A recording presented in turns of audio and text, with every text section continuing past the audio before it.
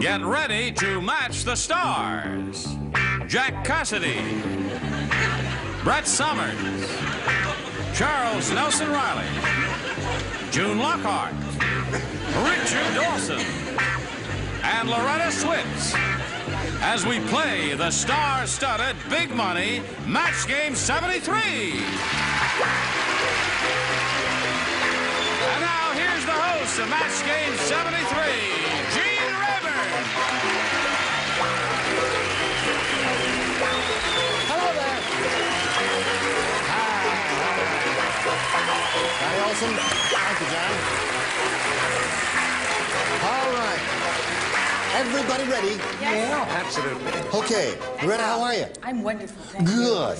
May I ask you a question? All of you? Yes. I don't have my glasses on. Does that suit have stripes, or is it just plain navy blue? No, it says stripes on it. It's called a pinstripe.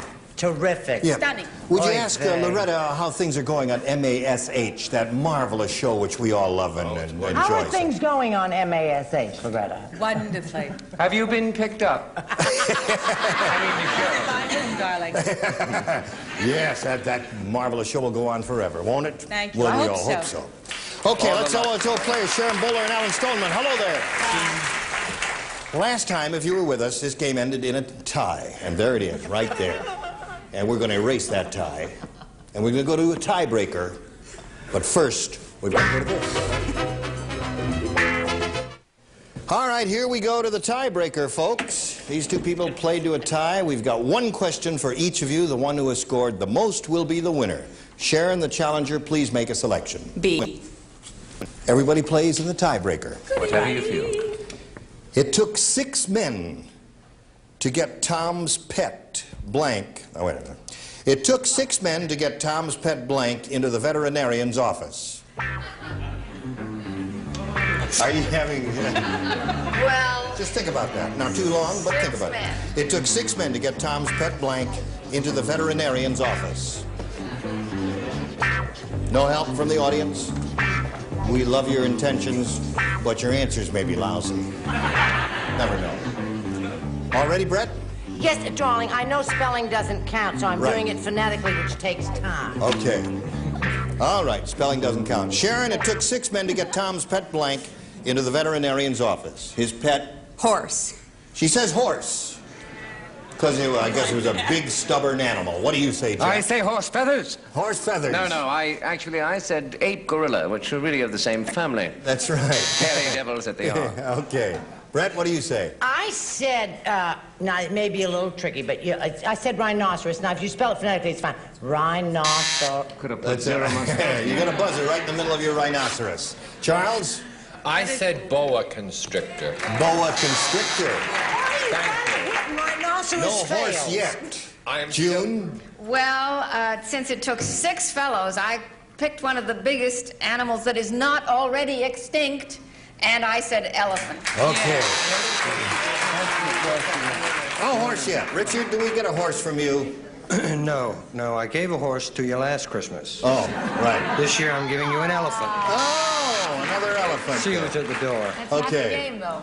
Loretta. Well, obviously the bottom tier knew what they were doing. Yes. Elephant. Elephant seems to be the answer, Prevails Sharon. on the They bottom picked tier. a big animal. Now, Alan, 1 is all you need to win the game. Here we go. It was so hot in Bill's apartment. Uh-oh. June, what do you know about this? It was so hot in Bill's apartment. Everybody would think it was terrible. Hold it. So hot in Bill's apartment that he went to sleep with his blank in the refrigerator. It was so hot in Bill's apartment that he went to sleep with his blank in the refrigerator.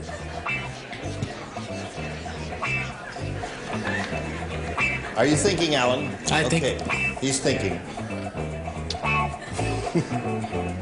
You're all feathers. What kind of feathers are those?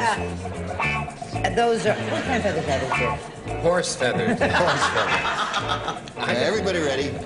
All right, let's call on Alan Stoneman. It was so hot in Bill's apartment that he went to sleep with his blank in the refrigerator. It's got to be one end or the other, so I'll say head. Okay.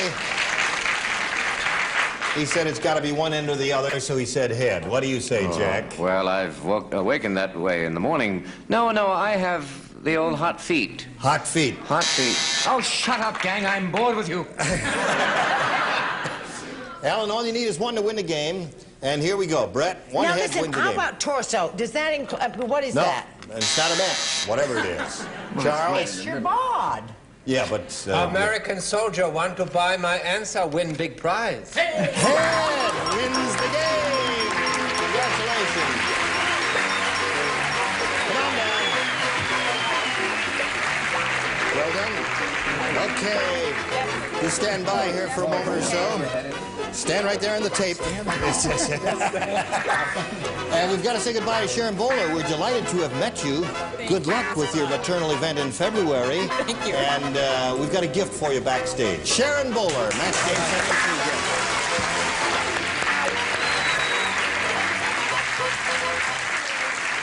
All right, here it is.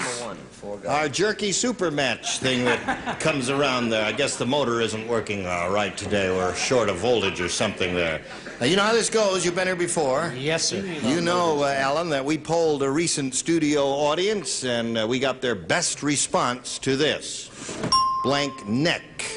And the answer they gave most often is worth $500 to you, if you can match it. Second most frequent response, $250. Third, $100. You know you can win over $5,000 here. You're allowed a little help from our celebrities. 3 to be exact. Pick them one at a time. Jack? Oh, God. Jack Cassidy, fill in that blank. Blank neck. Well, that's... You don't have to write. These are verbal. Oh, are they? Yeah, this is the only place where you don't have to write.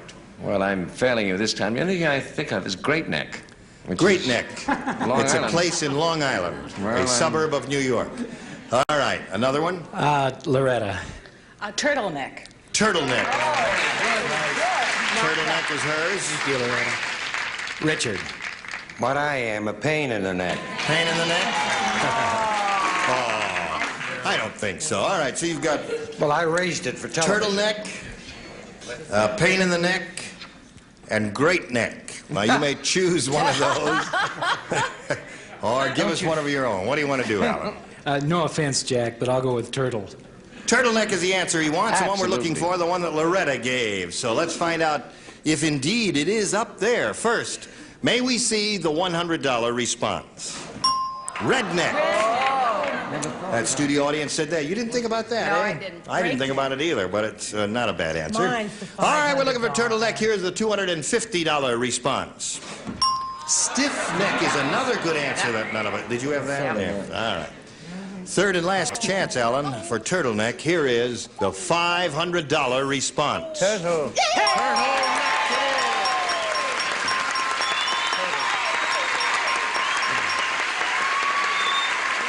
Well done.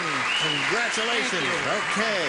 Now, you got the 500. That puts you up to 1,005. Why do you keep going over there when I tell you to stand on the tape? Alan, how many times do I have to tell you to stand on the tape? Okay, and look at me. Cheap theatrical trick. Okay. Now listen, you got $1,550 at this moment. You got a chance at $5,000 now because you're playing for 10 times 500. But to win the $5,000, you must match one celebrity on a head-to-head basis. Has to be an exact match. So choose one now, if you please. Trust me, Alan. Well, I'm going to take June because she kept me in the game. Okay, June. All right. June, With June. you All get right. ready to write, and Alan will face me, and I'll take the $5,000 question out of the slot and ask June to write her response to this. Rice blank. Rice blank.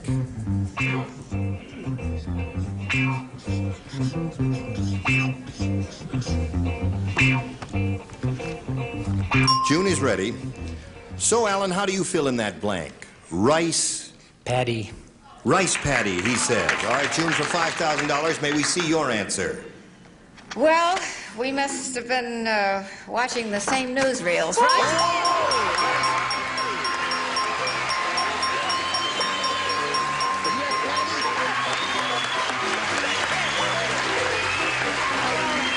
Yeah, that's a terrific souvenir. Congratulations again. Holy mackerel. You got any friends or family here? No, I don't, unfortunately. You know, I think the audience is trying to get on your good side, because when you said rice patty, they groaned. You didn't like that answer, did you? And you were wrong, weren't you? Now admit it, you were wrong. Okay, anyway, I thought you were wrong, too. But you've got the $5,000, and that puts you up to $6,550.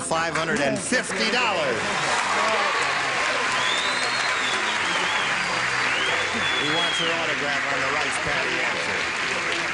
Okay, Alan, you're going to meet another challenger, and we'll find out who that is after we find out about this message. Here we go. Going to meet a new player, start a new game. Let's say hello to Peggy Caseberg. Hi, Peggy. Hi. You know Alan? Let's find out a little bit about Peggy. Would you like to do that, Peggy? Tell us about yourself. Well, I live in the San Fernando Valley, and I'm married to a fantastic man. And next month we're going to Guam for 2 years. Really? Why are you going to Guam? He's in the military. Oh, what's fantastic about your man? He's my husband. He's your husband? He's my husband. Okay, I buy that. Greatest guy in the world. Glad you're very happy with him. You know how to play this game? Are you ready, Peggy? Right. All right. I will push the button here and reveal 2 questions. You are the challenger. You make a selection, if you please. A B. All right. Good luck to both of our players. Here we go, folks. The Godfather said, "At our Halloween parties, we don't bob for apples. We bob for blank." Got that? Yeah. Godfather is speaking to you. I'm so tired, they're all so slow. You're so... Oh. Isn't that wonderful? I suddenly got quick. Anything is better than you were. Don't think too hard, Charles. Back, I wouldn't say. Don't bob for apples, we bob. The Godfather said, at our, you know the Godfather. Yeah, at yes, our I Halloween do. parties, we don't bob for apples. We bob for...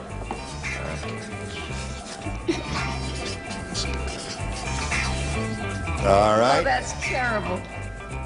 Well, change it if you think it's terrible. How much time have we got? What did we've only? It's a half-hour show. We'd appreciate a little. Oh, the hell. Gonna lose it? Okay, there it is. That's it. That's her answer, and she's gonna stick with it. Peggy, the Godfather said at our Halloween parties, we don't bob for apples. We bob for Bodies. bodies. That's kind of surprises me. Does it surprise you, Jack? Literally throws me for a loop, Gene. Throws you for a loop. Certainly looks like a sweet girl. Yeah. I'll tell you what we do in our house, sweetheart. Was that Humphrey Bogart? No. It was Myrna Loy. Get off my back, Charlie. Getting back to the game, darling. I go along with you with bodies. Bodies. I must say. Brett, what do you say? Well, I've been to those parties and I fell into the pail a couple of times, and they always bobbed for my body. That's true. Okay, I'll get it over quick. I got bodies too. But I would like to... Wait a second. I would like to make an announcement. Charles has an I don't know if the camera can get close enough, but if you can see, this is true. There's a feather, one of her feathers on the end of my pen. Can you see that? Yeah. This chick is trying to feather my pen. Okay. Moving right on. Yes, June, what do you say? Well, the bodies that they're bobbing for all wear cement shoes. Cement shoes. No match there. Let's see if we get a match from Richard. What do you say, Richard? This must be later in the season than I thought if she's beginning to molt. I said they bob for meatballs. For meatballs. That ain't it better than What are we pasta gonna do about fazool Elliot? there. What do you say, Loretta? Yes, well, I said that they bob for bullets. Bob for bullets. Okay, you did very well with that. 3 for you. So far, none for you, but you've got a question, and we'll give you that right after we give you this message. All right, we've finished one half of round 1. Peggy has scored 3 matches, and now we'll go to the other half, see how Alan does with his question. Everybody plays. Well, good luck, Alan. The explorers were amazed to find a little penguin blanking a giant whale. The explorers were amazed to find a little penguin blanking a giant whale.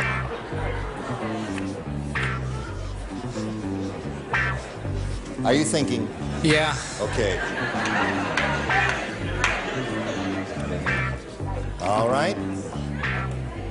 Everything seems to be working okay over here. Are you working, Charles? Yep, you finished. Alan, we call on you. The explorers were amazed to find a little penguin blanking a giant whale. I'm going to say riding. Riding. You like that answer? The audience thinks he's got a winner there. Let's see if he's got a winner. Jack? I'm really tired of Alan and the audience. Alan, it's such an obvious answer. Why you chose it is beyond me, Alan. Riding is his, so that gives you one match. All right, Brett. All right, Brett, what? May we see your answer? Yes. All right, Brett. Mothering. Mothering. Anna, sweet. With a dinner jacket on? What you done? Yes. All right, Charles. I sort of combine the best of riding and mothering, because it's the holiday week, to come up with loving. Loving. A penguin and a whale were in love.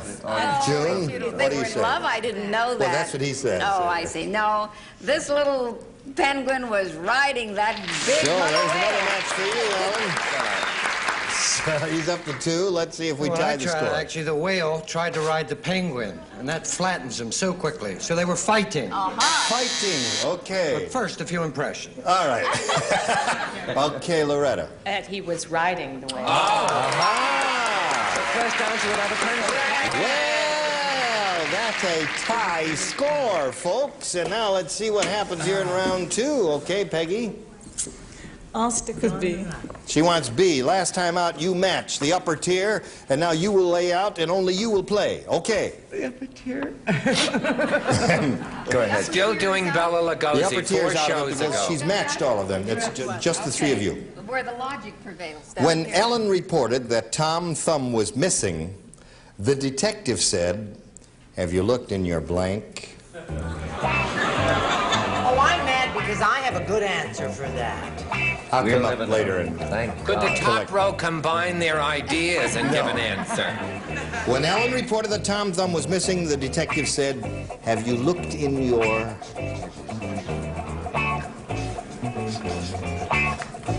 Think of an answer, Peggy, and be ready when you are called on. Are you ready? Yes. All right, Peggy. The detective said, "Have you looked in your..." Your purse.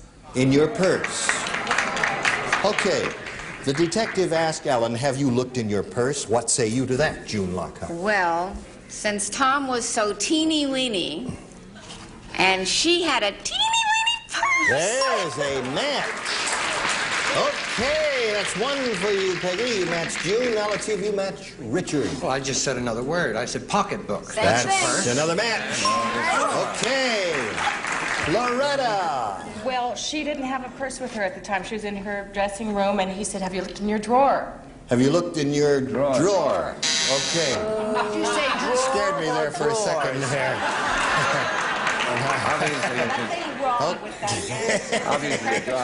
Peggy, you're up to 5 now. Now, Ellen, I point out to you, you must match 2 to stay in the game. 3, however, will win the game. Last time out, you matched June, Loretta, and Jack, and the 3 of you will not play. The others will. Who are the others? You are 1. Oh, okay. Charles is another, and Richard is the other. At the department store, little Lulu went crying to her mother, "Santa Claus blanked me." At the department store, little Lulu went crying to her mother, "Santa Claus blanked me." You know, I knew my girls were too old for Santa Claus when they complained about his bad breath to me one year. Yeah. That gave you the clue? Yes, I thought, it's all over. Santa has bad breath. Charles, are you ready? I am ready. Okay, now we will call on Alan for his response. At the department store, little Lulu went crying to her mother, "Santa Claus blanked me." Pinched. Pinched. He thought hard, and he came up with the answer, pinched. Brett, he needs 2 to tie, 3 to win. Go. There used to be an old man who used to come to our house, and my mother used to say, "Don't sit on the captain's lap, dear, he'll pinch you." And she was dead right. But I didn't say that. I said struck. Struck. Okay. Oh, I'm so tired of Now, that Alan, you buzzer must time match after Charles and Richard to stay in the game. Charles, I'm pinched. sorry, I said whacked, hit, smacked, or belted. Whack, hit, smack their velvet. So that's got a match, and Peggy is the winner. Congratulations.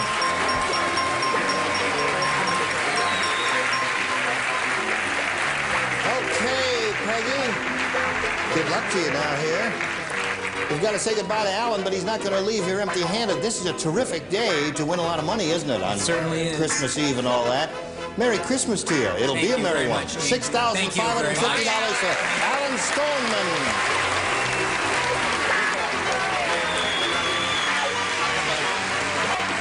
Now, Peggy, you know you're not going home. You're going to stand right there and pull yourself together. We'll give you a chance to catch your breath. Take a deep breath. That's enough.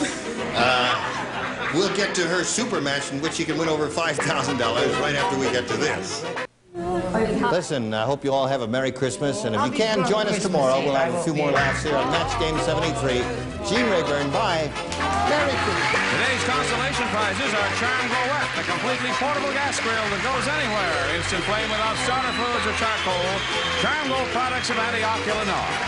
And glamorous Eternal Lash eyelashes. You put them on once easily, they stay on alluringly. Work, shower, sleep, and stay beautiful. Eternal Lash. And an assortment of party time cocktail mixes. The mixes that have both quality and variety now make a perfect drink every time.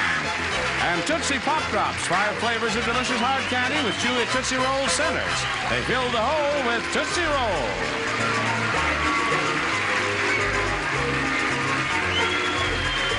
This is Johnny Olson wishing you a very Merry Christmas, speaking for Match Game 73, a Mark Goodson, Bill Todman production.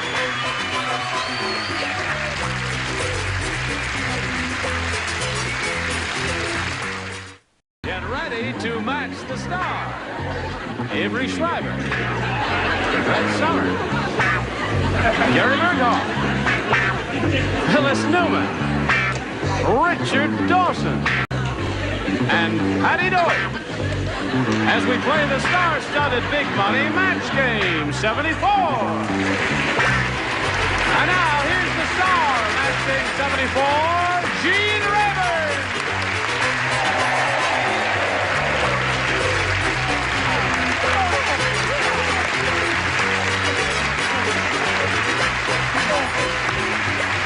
How's everybody over here in this department? You truly are handsome and have a swell wardrobe. Thank you. You're a peachy kid and No, a nifty you do. dancer. Okay. That's You're nice a to say. vision in gray, my What's that? I darling. look like Franklin Pangborn? Tell me, sir. Well, I think he looks it's more very like nice Grady to- Sutton. Nice to hear all of these warm things. Mine was warm. Yeah, I mean it. It's really because... I meant that nicely. I know you mean it. It's Christmas Eve, and you're all full of good cheer and warm thoughts and everything. Yes. Maybe And first, Happy New Year. Thank you. Happy Is New it true Year. that you played Santa Claus in a department store at one time before you became a big star, and that Brett, as a little child, sat on your lap and... No. That's and funny. this is your... And my heart is full of warmth and tenderness, too, and you're fired. Phrase your words. You said you got what you wanted. You're the turkey. Here's our current champion and $450 money winner, Gloria Mason. How are you, Gloria? Now, let's see. As we finished last time, you just won a game, right? Right. And we're going to have a go at the audience match with you. Right. You ready for it, Gloria? Yes, it's a It'll lot be of your fun. second time, right? Really? Well, then you're a veteran I'm at this. enjoying it. Good. We'll do that right after we do this message. Now, Gloria Mason is going to have her second try at the Big Money here in the Big Money Super Match. Ready, Gloria? I am. Okay. We polled a recent studio audience, and we got their best response to this. To this. To that. Rain, listen, I know it's Christmas Eve, but the office party is over. And I'm taking your bonus back. What do you got to say to that? Right on, he says. Or, as my grandmother used to say, right arm. But anyway, rain blank. Now, the answer that audience gave most often is worth $500. You got to match it. If you match the next one, you get $250. And if you match the third, you get $100. 3 celebrities are permitted to help. Whom do you choose? Avery, please. Avery Schreiber. I really thought about it. A lot. A lot. Yeah. 2 seconds. And I thought drop. Raindrop. Yeah. Okay. There's one. Brett. Brett. What about Rainbow? Rainbow. That's Okay. All right. One more. Patty. Patty. In honor of all the moviegoers on 42nd Street, raincoat. It's flashing in the rain, just flashing in the rain. Okay, we've got raindrop, rainbow, and raincoat. You can have one of those, or give us one of your own. I think I'll say rainbow. You want to say rainbow? Are you saying rainbow? Okay. Rainbow is what the answer that Brett gave you, and we're going to find out if it's up there now. And if so, where? May we see the $100 response? Rain, rain, go away. Wow. Come again another day. Doo-dah. Doo-dah is right. Okay, looking for rainbow. Is it under the $250 response? Rain or shine? I don't believe Sounds that. like a bad omen to me, Gloria. Hell of a Christmas. The entire audience All was right, Judy you think she's got Garland. it, audience? All right, here we go. The $500 response. Avery Schreiber said it, and you didn't listen to him. Yeah. Oh, She meant no, but he said raindrops. drop. She meant She said drop. Well, it would drop or drops would have matched. That would would've make been a okay. great medley. Yeah, what's that? Songs, raindrops, Raindrops, rain or rain or shine, shine. and rain go away. Yes, Does it help? yes, it would be a terrific You could open my medley. act Nobody with me. said That's all right. rain. You can do that. Now, listen, you've got your $450. You're going to play another player. You ready? Yes. Okay, here comes Larry Presley.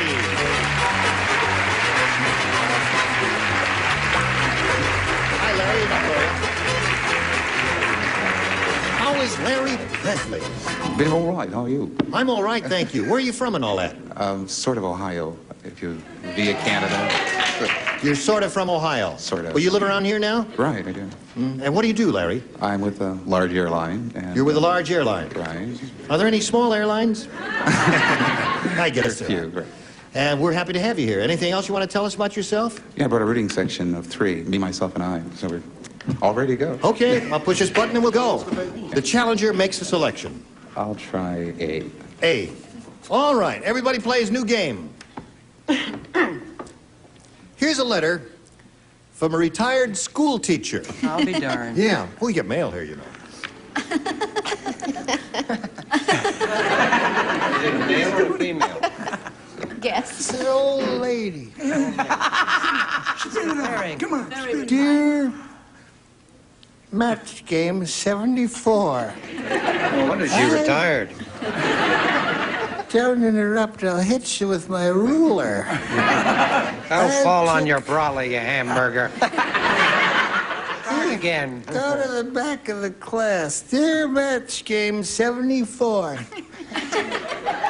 I took all the answers from yesterday's show, and I gave the panel an IQ test. I discovered that blank has the brains of a banana.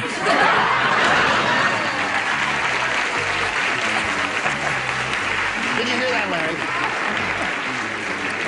I'll give you just straight out so you understand all the words, Larry. Dear Match Game 74, I took all the answers from yesterday's show and gave the panel an IQ test. I discovered that blank has the brains of a banana. All right, you think about that while the celebrities are writing there. She's threatening us. Is she threatening you? She's threatening She us. really is. It's incredible. Charles threatening them. Have you I finished? said Merry Christmas. Okay. She did not. I said Rock of Ages. What she said That'll to be her enough of that, too. He's finished. He's finished. I just can't even start. And his brain is in the dressing room. Okay, everybody ready? Sorry. Now, here Remember we who's going to go. give you a ride home, Phyllis. Larry Presley. She's threatening. A letter from a retired school teacher. Dear Match Game 74, I took all the answers from yesterday's show and gave the panel an IQ test. I discovered that blank has the brains of a banana. Nothing personal, Brett, but I think...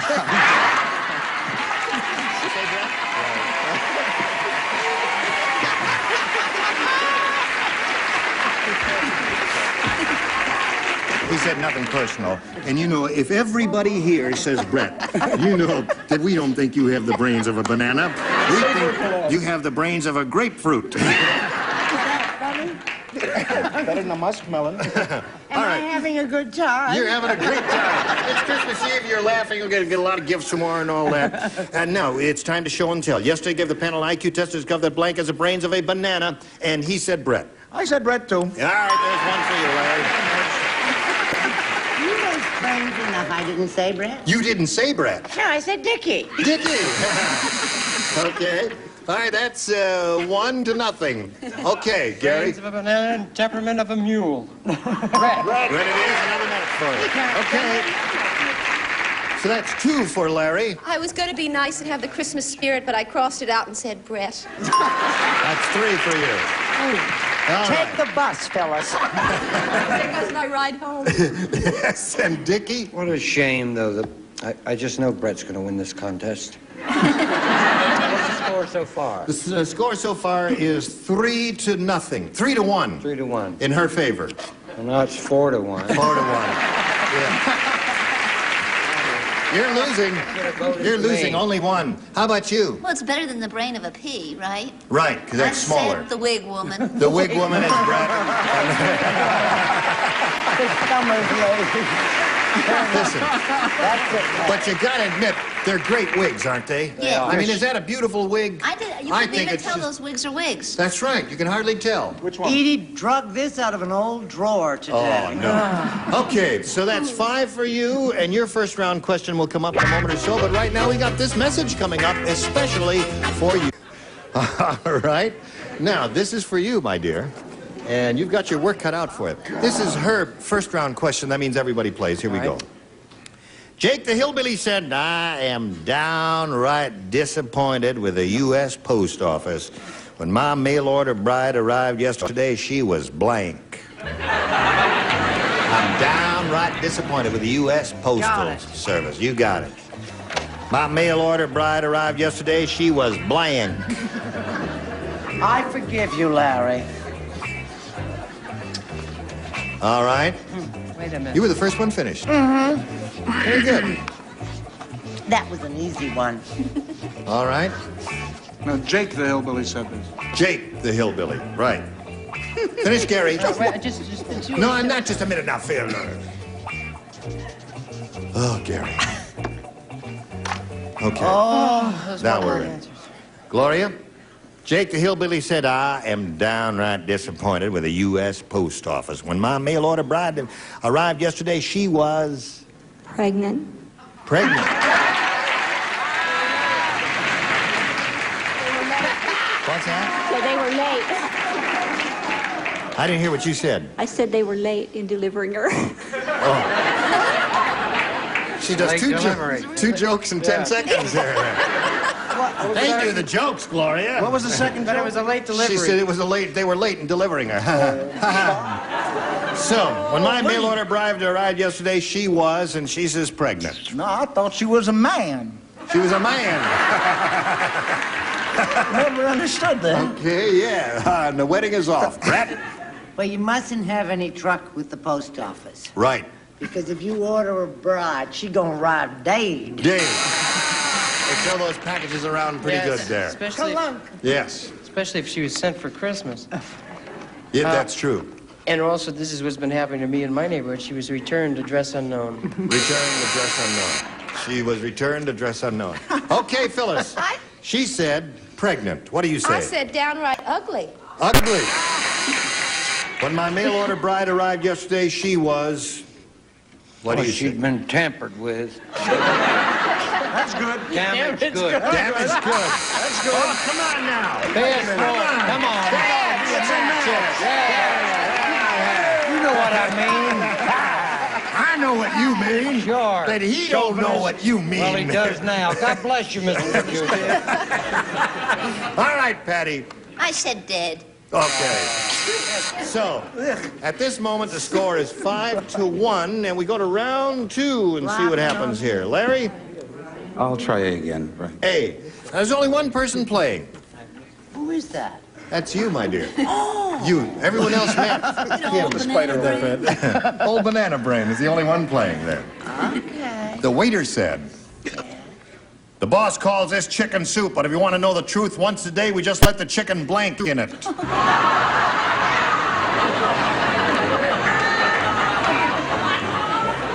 The boss said, the boss calls this chicken soup, but if you want to know the truth, once a day we just let the chicken blank in it. I got it. Don't You be got it. afraid. It's just chicken. Right?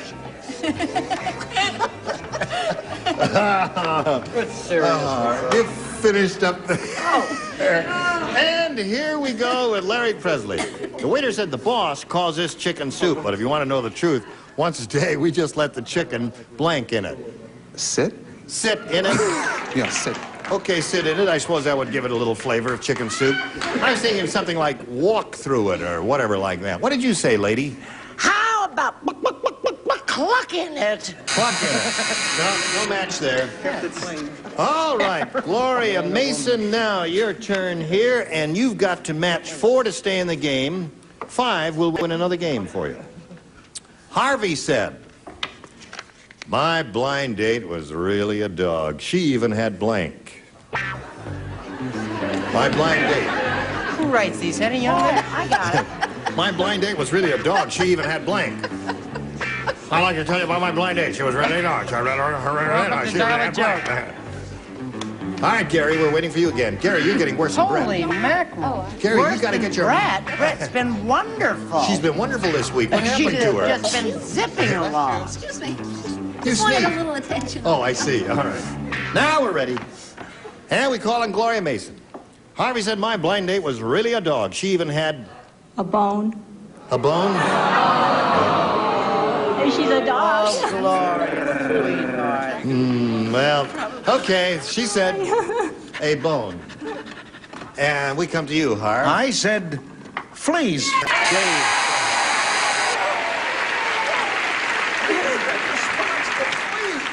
Harriet said something like fangs. What did you say?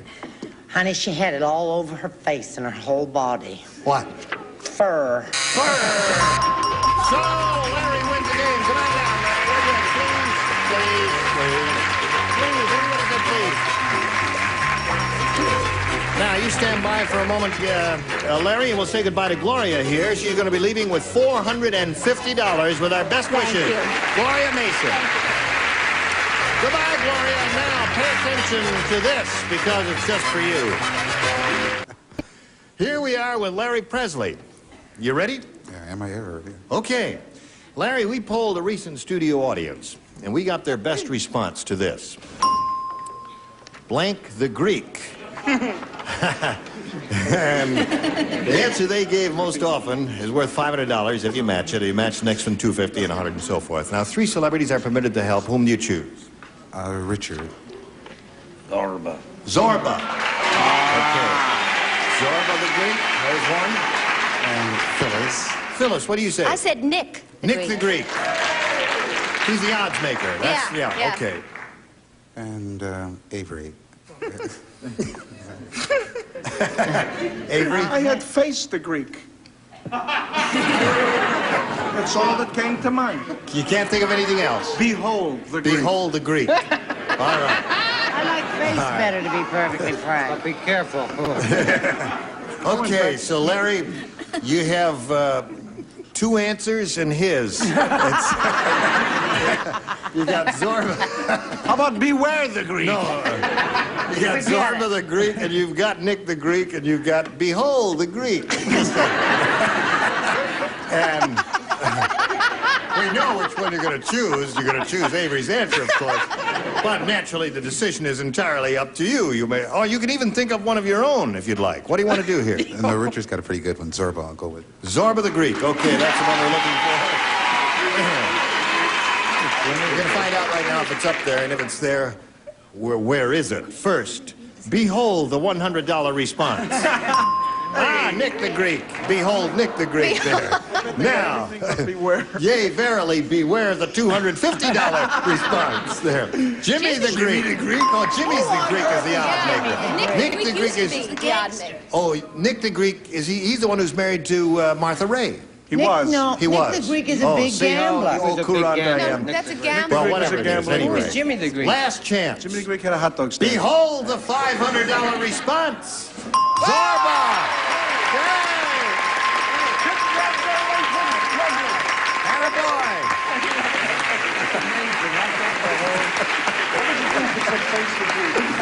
Okay. Now, Larry, you're up to $600 at this moment, and you're going to play for $5,000 now, but we can't give that money to you unless you match one of them, And it has to be an exact match. It's time for you to select one now. He's cooking pretty well. I'll try. Richard. Okay. All right. Face me if you would, please. Behold, I have in my hand the $5,000 question. And I shall read that to you now, here in the moonlight of the Colosseum. Oh, that's in Rome. Oh, it's upside down. Blank nature. N-A-T-U-R-E. Blank nature. Or blank nature.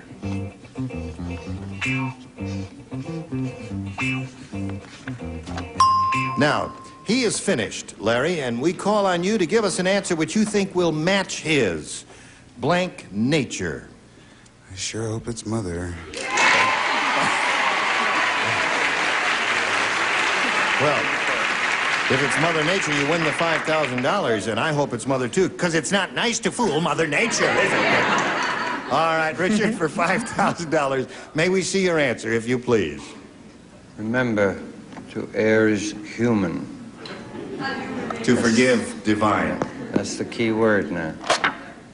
Mother Divine. Mother Divine.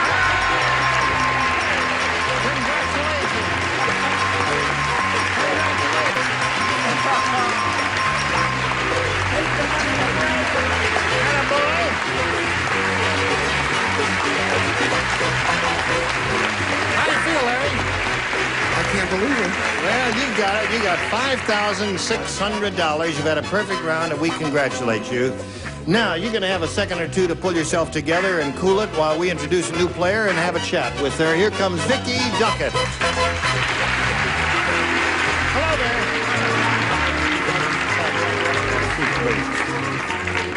Well, Vicky, Larry's kind of excited now, and we'll let him calm down a little bit while we talk to you. Tell us where you're from and a little bit about yourself, if you please. Well, I'm from Azusa, California, and I'm married, and I have two children. Shelley is 11 and Kimberly 7. Okay, nice to have you with us. Thank you. We've got to stop right now before we start this game and pass along this message. If we can play it straight for 1 second, I'd like to say Merry Christmas to all of you. Yeah, Christmas to all of you. too. Thank you for joining us. Merry Christmas.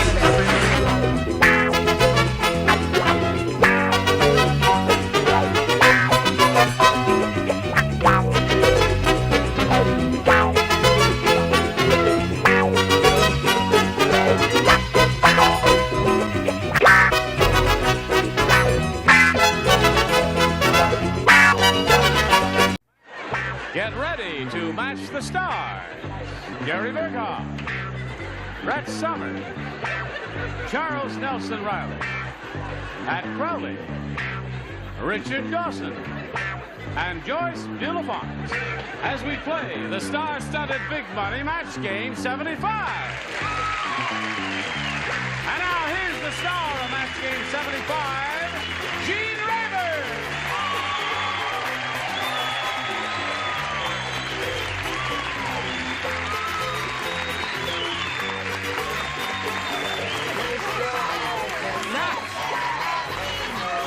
Thank you. Thank you.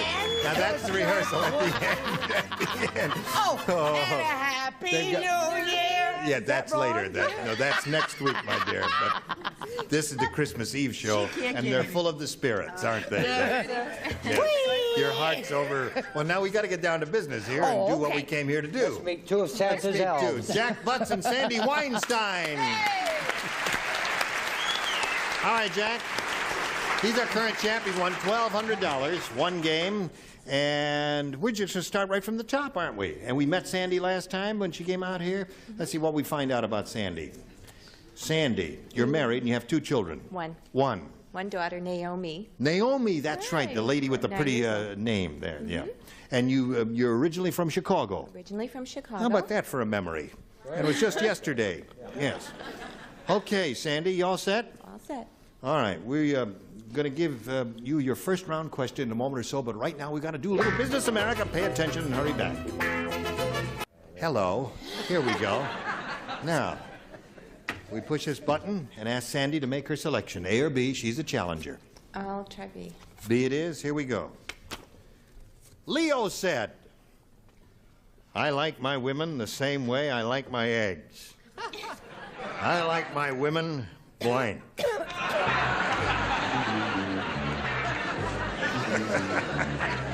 Hear that, Sandy? That's what Leo said. I love my answer. Okay, put him in the slot there. All right, here we go. Charles, did you do one? Right. Okay, Charles is writing. Are you writing, Charles, or are you thinking? Well, With his problem, he's thinking. Yes. Okay. Put it in the slot, Charles, and we go to Sandy.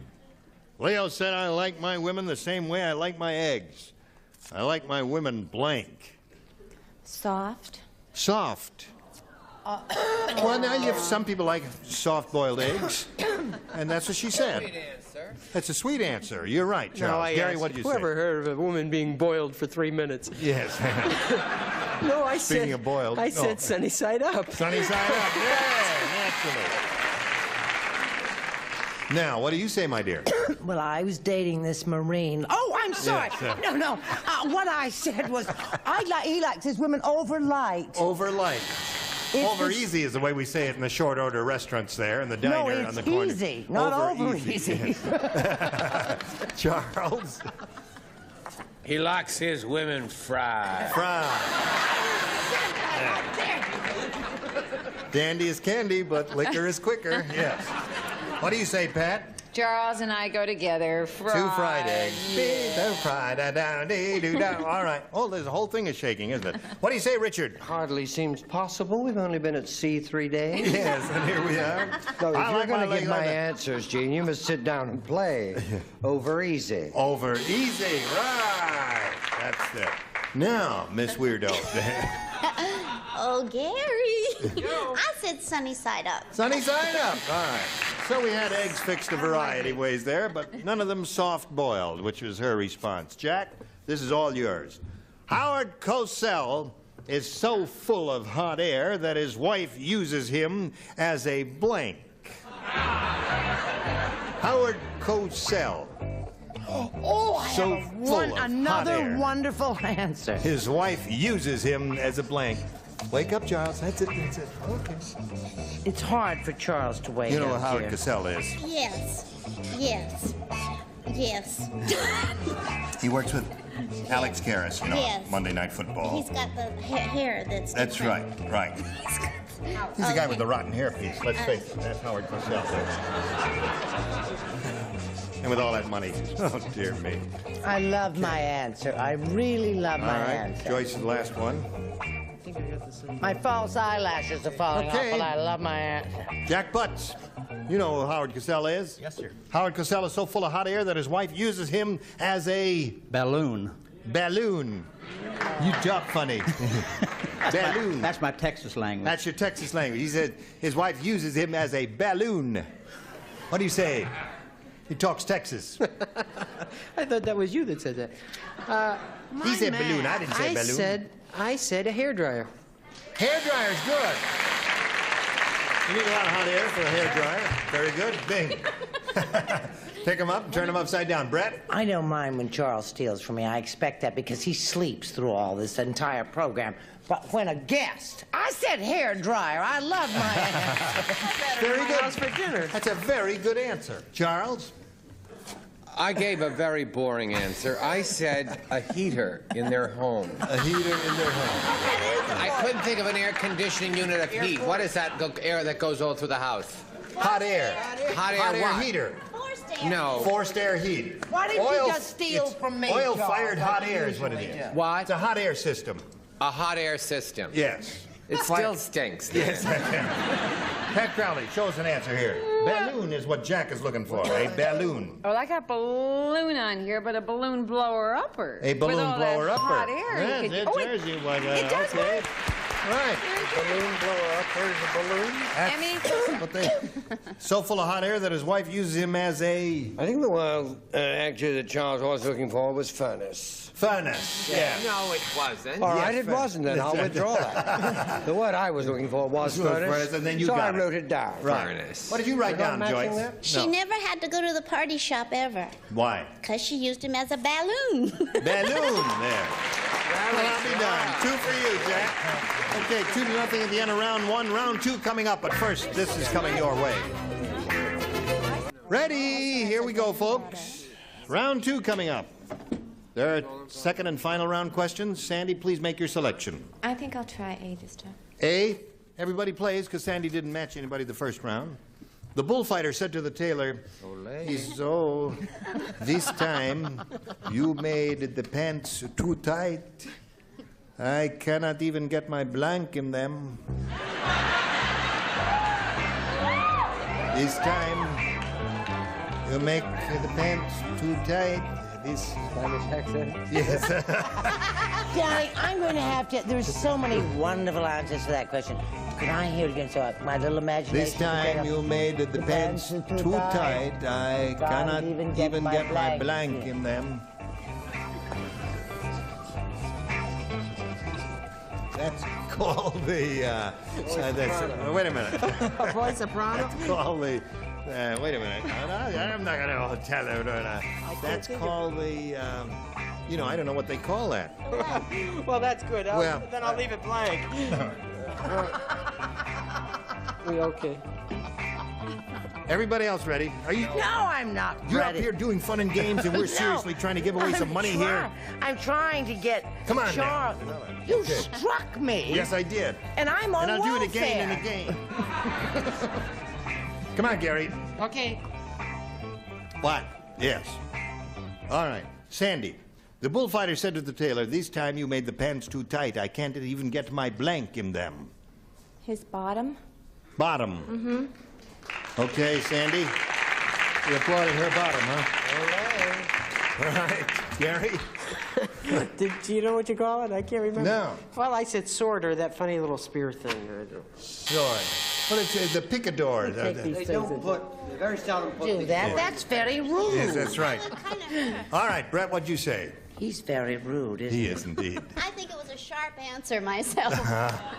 Oh, dear me. It's enough of that. Brett? Do you suppose she's dyed her hair so often it's affected her brain? Could be. Isn't she terrible? Well, now what did she say? She said bottom. Oh, that poor little devil. She's got a match. Buns. Buns. Sandy is one for you. Charles?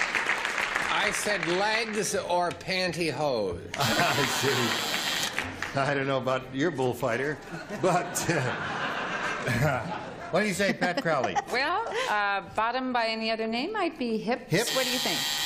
No. No. No, they say Oh, not. really? Oh. No. Well, what in Come to heaven's my- name is your hips if it isn't your backside? If you ladies will come to my dressing room, I will give you a lesson in anatomy a little bit You've later. already given me that lesson and I'm tired of it. No, the hips. Those are hips. You Oh, see. now I remember, honey, from Those what the are trip hips, to you see. Okay. The bullfighter said, "This time you made the pants too tight. I can't even get my bottom in them," according to Sandy. Of course, I use the Spanish word. What is that? Derriere. Derriere. Okay. That is a match. What do you say? Well, I thought they were really tight. I mean, Yeah. so tight. You said quite often people don't get their bottom into things, but this couldn't get his big toe in it. His big toe. Boy, that was some pair of Really pants. tight. I know. So at this moment, it's 2-2. Now, Jack, it's up to you. All you have to do is match one celebrity to win another game, right? Now, two people do not play. The two ladies here in the bottom tier. Huckleberry Dillinger. Right. Null and void. Harvey said this. Harvey said, "My wife's meatloaf was so hard.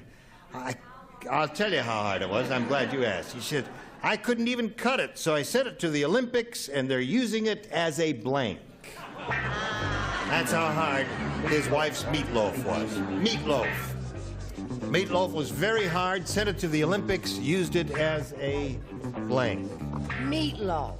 Meatloaf, Meatloaf. right. Well, there are so many choices. Yes. I want to make sure I want to do the right one. I'm in. Gary's in. 3 cards. Charles is in. Brett's Charles in. is finished before I am? Right. Just think of an Olympic event now. You Come know, on. now that it's Christmas, our theme song, how close it sounds to Away in the Manger. Yes. And why don't they put it there? Yeah.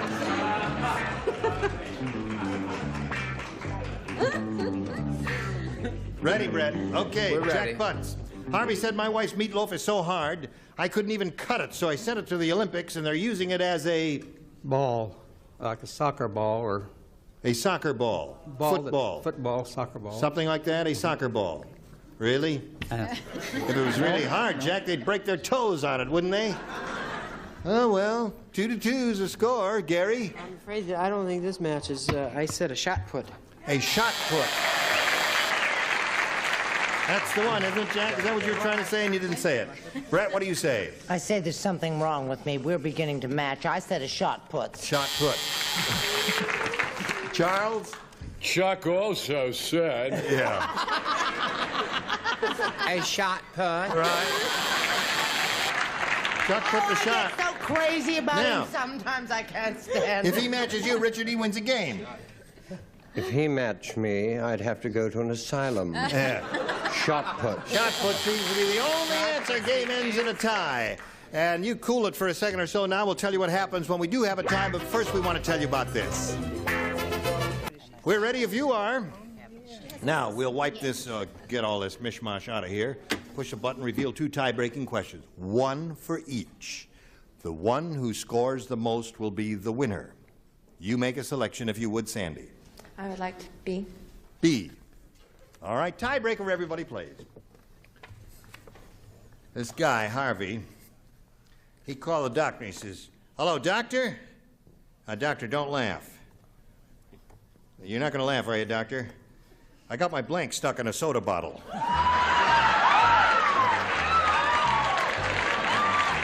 "Hello, doctor." "Doctor, are you there?" "Doctor, don't hang up on me, doctor. I'm all alone here." "Okay. Or I'll wait, doctor." "Nurse." How are things going there on your show? Oh, very Sam well. Forrester. Joe Forrester. Oh, Joe Forrester. I knew I was in the neighborhood. Is it Super. Forrester Yes. or Forrester? Forrester? Forrester. It's Oh, I thought it F-O-R-E-S. was like He's as a in policeman? E-M Yes. Yes. A beat? Yes. Yes, sir. All right, everybody ready? Charles, you fiddling around over there. Come on now, Charles. Stop that. I am ready. Okay. Sandy. Harvey called the doctor and says, "Hello, doctor. Now, don't laugh. I got my blank stuck in a soda bottle." His tongue. Tongue. Okay. Yes. He was drinking soda and he got his... That happens sometimes. Yes, What'd you say? but he would have then said, "Oh, no, no, no, Yeah, how could he talk, Sandy? That's It what didn't threw occur me to me off. until Well, now. I thought maybe he was talking. Okay, what'd you say? So I said his toe. His toe. All right. There's one. Brett? You mean he was trying to drink with his toe? I've seen you do it many an evening. You've never seen me try to drink with my toe, honey. Yes, here we go. I say put your money where your mouth is. Or your bottle, as it were. Dylan Thomas wrote a wonderful short story, and a man got his thumb His caught. thumb. Trying to drink with his thumb? Yes. No, he had his little thumb stuck in his little bottle. Yes, I see. all right. All right. Next. Yeah. Charles? Gene and judging staff, I chose finger. Finger. Terrific. Okay. Thank you so much. Sandy had Ladies second and thoughts gentlemen. about it after she said it, but she said tongue indeed. Pat, what did you say? Oh, I thought you had a little nasal sound there when you told us that story, so I put no. No. You mean I talk funny? Yeah, you said one Oh, time. I see. But it is it, isn't it? I got my... Yeah, tongue in cheek. Nose in bottle. Nose in bottle, tongue in cheek. Tongue in cheek and nose in bottle. All right, Joyce. My first thought was lips, but then it would have been funny to talk too. Yes, right. So I said thumb. Thumb it is. So we got lots of thumbs and all that stuff. And now, Jack, you're going to break the tie, if you can, by matching one celebrity and winning a game. The jockey said, I think that horse is getting too old. In the last race, I had to blank him across the finish line. I got it. Horse is getting too old in that last If you've race. I ever had to been blank married him to across Jack the Klugman, you've finish certainly line. got that answer. Yes, you know that one, right. Okay, those two are finished. This lady is finished. Now we're all set. Jack Butts, it's up to you. Here it is. The jockey said, I think that horse is getting too old. In the last race, I had to blank him across the finish line. Had to push him across. Push him across. Okay. One pushy horse will win a game. I'll accept that. All right, that wins the game. What do the rest of you have? Carrie. Drag, push, carry. Carry, okay. Congratulations, all beaten. Dickie, hey, there are the things are beginning to happen, Dickie. We matched. You all set? I'm all set. All right, you stand by for a moment or so. We're going to say goodbye to Sandy. It was a pleasure meeting you, my dear. Best of luck to you. And gifts for Sandy on this Christmas Eve. Goodbye, my dear. Now, you're going to see how good you are now. You've done very well with our celebrities. Now let's see how you are at matching a whole bunch of people who were here recently. You ready? I'm ready. All right, when those people came here, we got their best response to this. G.I. blank. Now, the answer that group gave most often is worth $500 to you if you match it, Jack. Now, if you match that middle one, you get $250. And if you match the bottom one, that was the third most frequently given answer, you get $100. Whom do you call on over here for a little help? Well, let's shoot the works and go with Richard first. All right, Richard. The name of a girl that I went out with recently, G.I. Joe. Really? J.O. G.I. Joe. All right, there's one. Wonderful lady. Brett. What about G.I. Series? Really? Well, it's not a winner, but it's what you get when you go and get we know what we don't want to hear about it there. I had it. It's very painful. Terrible, and unpleasant. yes. G.I. Series. One more. Gary? I don't have another one. Oh, wait a minute. Sorry. I have it. You don't have one? Here's one. Okay, no, he doesn't have one. Sorry. Listen. No, he doesn't have one, and the buzzer is sounded, so you got I'm sorry, two. the buzzer sounded. G.I. Series and G.I. Joe. You want one of those, or have you got an idea in your head? No, I'm going with G.I. Joe. G.I. Joe is what we're looking for. All right, let's find out if G.I. Joe is up there. And if it is there, the question is, where is it? Is it under the $100 response? G.I. Blues. G.I. Blues. Whatever. Oh, yes, indeed. We all remember those G.I. Blues. We're looking for G.I. Joe. Let's see if it's under the $250 response. G.I. Bill. That's the one I didn't get. Yeah, right. All right, here's the last chance now to see if G.I. Joe is up there. May we see the $500 response? G.I. Joe, you got it. Put it there, partner. Congratulations. All right, that means you're going to be playing for 10 times that amount, or $5,000. But before you can play that, we've got to play a message for America. Here, this is it. Is that all right, Jack? I'll buy that. Okay, good. Yeah, sorry. Listen, I thank you all. We thank And you. just, we Wish you a Merry Christmas. We wish you a Merry Christmas. We wish you a Merry Christmas and a Happy New Year. Thank you all. Next time when we get together, these are the celebrities who will be here. Dick Martin, Brett Summers, Charles Nelson Riley, Jody Donovan, Richard Dawson, and Fanny Flyer. Gene Levin here. Join us next time, whenever that is. This is Johnny Olsen speaking for Match Game 75.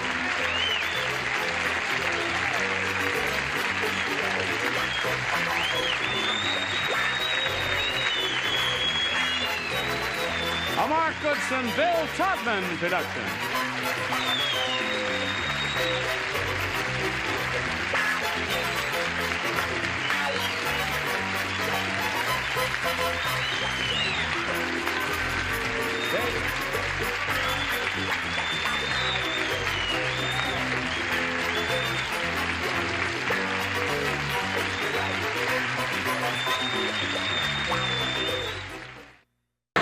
Get ready to match the stars. Orson Bean, Brett Summers, Charles Nelson Riley, Mary Wicks, Richard Dawson, and Betty White as we play the star-studded Big Money Match Game 76. And now, here's the star of Match Game 76, Gene Rayburn.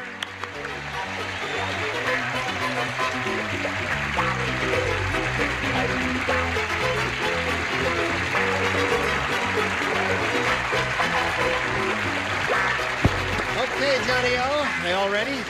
They all ready up here? Yep. In case things get a little bit harried and hectic later, may I say Joyeux Noël and a happy Christmas to one and all. This being Christmas Eve, thank you very much. Yes. Right, and to all of our friends all over America, a very Merry Christmas. I'm very upset. You're upset? Why? Because every single year I was the Santa Claus. Oh. Remember that? Yes, and now, a very good one. was there something wrong with my performance? We didn't want to tell you, Charles. No, but I mean, I thought I would do my usual, with my costume and everything. And yes. In other words, don't call us, we'll call you. But I'm glad to see that you're in the spirit of things with the red. I think a dark gray somber suit is a perfect Christmas choice. Now let's say hello to our two players here, Sandy Fenmore and Nettie Robertson.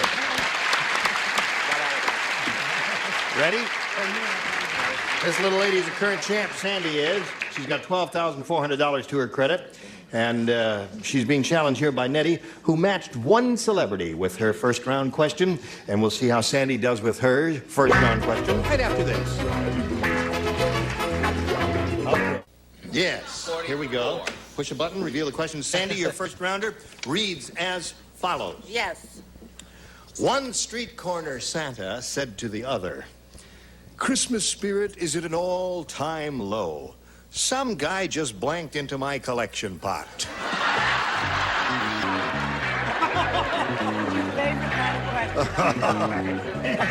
No, sweetheart. Your life is so hard. Yes, it's difficult. Day after day, week after week. Month after month. Hand that up to the lady over there and shoot. Oh, the fat lady's finished. Oh, the fat lady. Yes. Oh. Okay, ready? All right, Charles. All right, here we go. Over here to Sandy Fenmore. Now, Sandy, my dear, one street corner Santa said to the other, Christmas spirit is at an all-time low. Some guy just blanked into my collection pot. Gold? Really? Right there on 34th Street, eh? Wow. That hadn't crossed my mind. Oh, what happened? No. It was a warm day. What do you say? I bear the chains I forged in life, Ebenezer. Tinkles. Oh, he said that. Oh, Shocking. One for her. How about you? Once upon a midnight dreary, while I pondered weak and weary over many a quaint and curious volume, I flowed up. You flowed up, yeah. And what does this say? Refuse to answer Santa questions. Oh, I see. Just because you were passed over, eh? I was adorable. You were marvelous. Jingle, jingle, tinkle. Jingle, jingle, tinkle.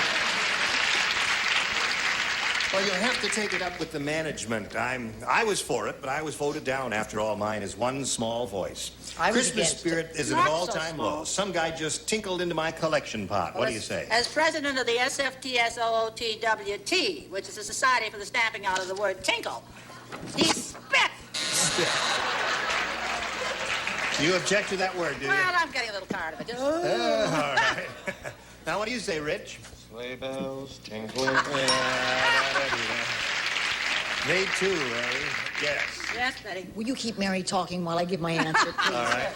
It's those little silver bells they hold, when they tinkle. All right, okay. So there it is, 4 for her. You really had good luck with your first round questions, haven't you? Now, Nettie, we come to you. You may have A or B. A again, please. A again, she says. And let's see, she matched Mary last time. So you. No, I think Brett. I don't write. Mary. Right. It's professional jealousy. Right. He writes. Everybody else, respond to this. I'm too bright. 102-year-old Mr. Periwinkle just married a 17-year-old girl. On his wedding cake, it didn't say good luck. Instead, it said blank.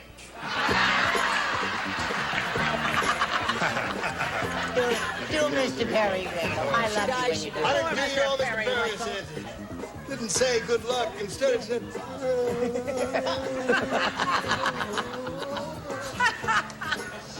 I love it. I love Mr. Periwinkle. I'm crazy about Mr. Periwinkle. It's a book of the month I'm writing here. Okay. Now we'll come over here to Nettie Robertson. 102-year-old Mr. Periwinkle just married a 17-year-old girl, and on his wedding cake, it didn't say good luck. Instead, it said... Good health. Good health. Good health. Well, I suppose the 17-year-old girl would pray for that. What do you say? Miracles never... Her friends asked her how did it feel to have old age creeping up on her.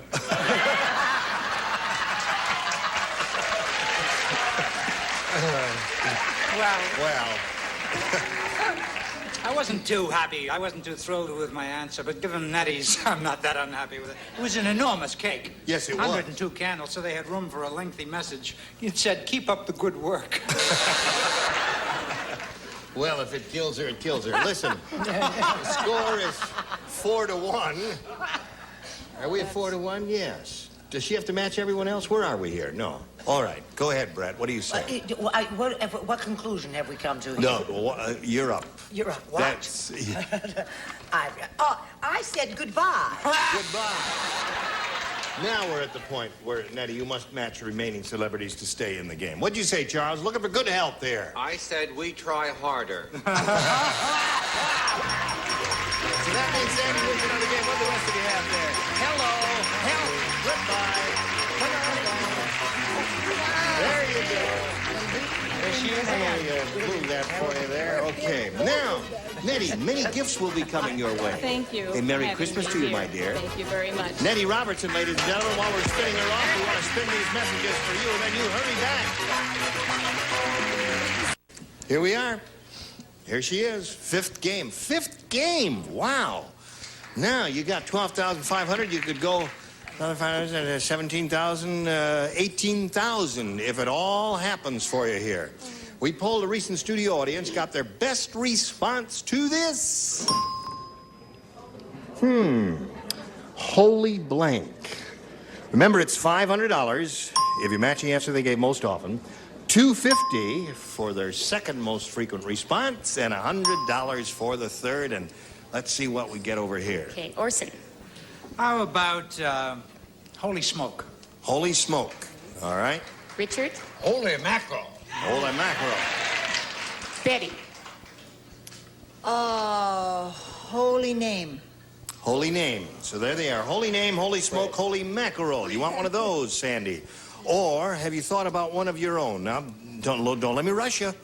Okay, I'll take holy mackerel. You'll take holy mackerel? All right. We're going to find out if we got a holy mackerel up there somewhere. Let's begin down at the bottom and reveal the $100 number. Holy cross. Okay, there's one. Let's see if we got holy mackerel under the $250 number.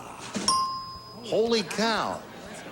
Hey, I'm sorry to say that not one of the celebrities' answers have come up, so I hope that's not a bad omen for you, Sam.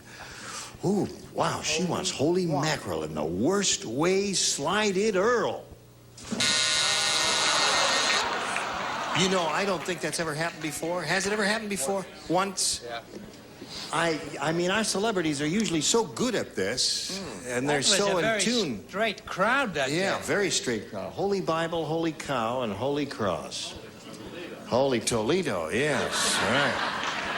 So, now listen, you've picked up an additional sum here, which puts your total at 12,500, and you're still the champ. You're going to meet another player now, so here comes Jackie Heinsohn.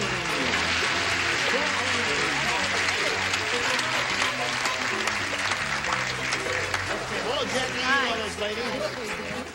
So you're Jackie Heinsohn. Right. Yes. I love your hairdo. Thank you. Tell me about that. About my hair? About your hair. Well, when I want to look years younger, I wear it this way. Oh. You married? Yes, I'm newly married just 3 months today, and Yeah. my husband has 4 children he's raising, and I have my daughter. So we're Uh-huh. kind of like the Brady Bunch. I see. Okay, good luck to you, Jackie. Thank you. Nice to have you with us. Thank you. And we'll ask you to make a selection. A, please? A. So you want to look younger, eh? Yeah. I think you look okay. She doesn't have to do that to her hair to look younger, does she? She's got a darling lady. All right, here we go. Harry said to Jeff. No kidding. Yeah, no. Son of a gun. No, he didn't say that. Oh, No, he said, Harry, that girl at the stag party was so flat. Yeah, how flat was she? Oh, you're out. I'm sorry. You're fired. You are fired. That girl at the stag party was so flat she didn't jump out of a cake. No. She jumped out of a blank. Oh, yeah. The girl at the stag party was so flat she didn't jump out of a cake. She jumped out of a blank. Rim shot. Right. Hi there. She's flat, you see. Flat, right. Yeah. Oh, I got it. Oh, it See. just took a minute. Right. See, as soon as I find the operative word, I just clip right along. Flat don't is I, the word sweetheart? there. Yes, you do. I tell you, more oxygen in your brain since you quit smoking. I'm proud of you, honey. Oh, aren't I the most wonderful human being? Yes, you are. Mean as a snake, No. crazy as a loon. Well, there's a dissension in the ranks here. Someone answered in the negative. Okay, Jackie. Harry said to Jeff, that girl at the stag party was so flat, she didn't jump out of a cake, she jumped out of a blank. Waffle iron? Oh. Now, that's a good answer, isn't it, John? A waffle iron. Now, you sure you didn't mean to say waffle? She didn't jump out of a cake, she jumped out of a waffle iron. Hi, where do you get these people? Ira Scotch, where do you get these people? What do you say to that? I ain't got nothing to say. You expect this weirdo to say waffle iron, Jackie? No. The girl was so flat, she didn't jump out of a cake, she jumped out of a piece of toast. There's an answer. Not a See? great one. Yeah, that's a good answer. The audience doesn't seem too thrilled, but they're not too bright. What do you say? I don't understand waffle iron as an answer. Well, I don't either, but let's plow on ahead. We've got to pretend we understand it. Oh. I don't understand his answer. I don't understand my answer. I haven't seen his answer, thankfully. I said she jumped out of a board. Now that's really the worst answer that's come up so far. Is that worse than waffle iron? That's really worse than waffle iron. Why did you smile at me when I did it and go, ooh, that's nice, honey? I didn't see it. That's because you have made the reservations and have seen it. Oh, no. What? You're a very sick woman. No, she's not. She's getting better. This is a French kind of answer because I came from a very wealthy family and I had a governess. Crepe. Another rotten No. Better than bored. No, now wait a minute. Crepe is a very good answer. Yeah, very good. Anything thing like It's one of Charles' pancake, better crepe, answers. piece of toast, all that. What do you say? Well, I tell you, I can understand about waffle iron because it does squish you down, but she was so flat, this kid, that she came out of a cookie. That's another good one. Another good one. Never mind, Now. I like our answer. I said she came out of a toaster. Oh. That's as bad as waffle iron, I feel. Oh, yes, indeed.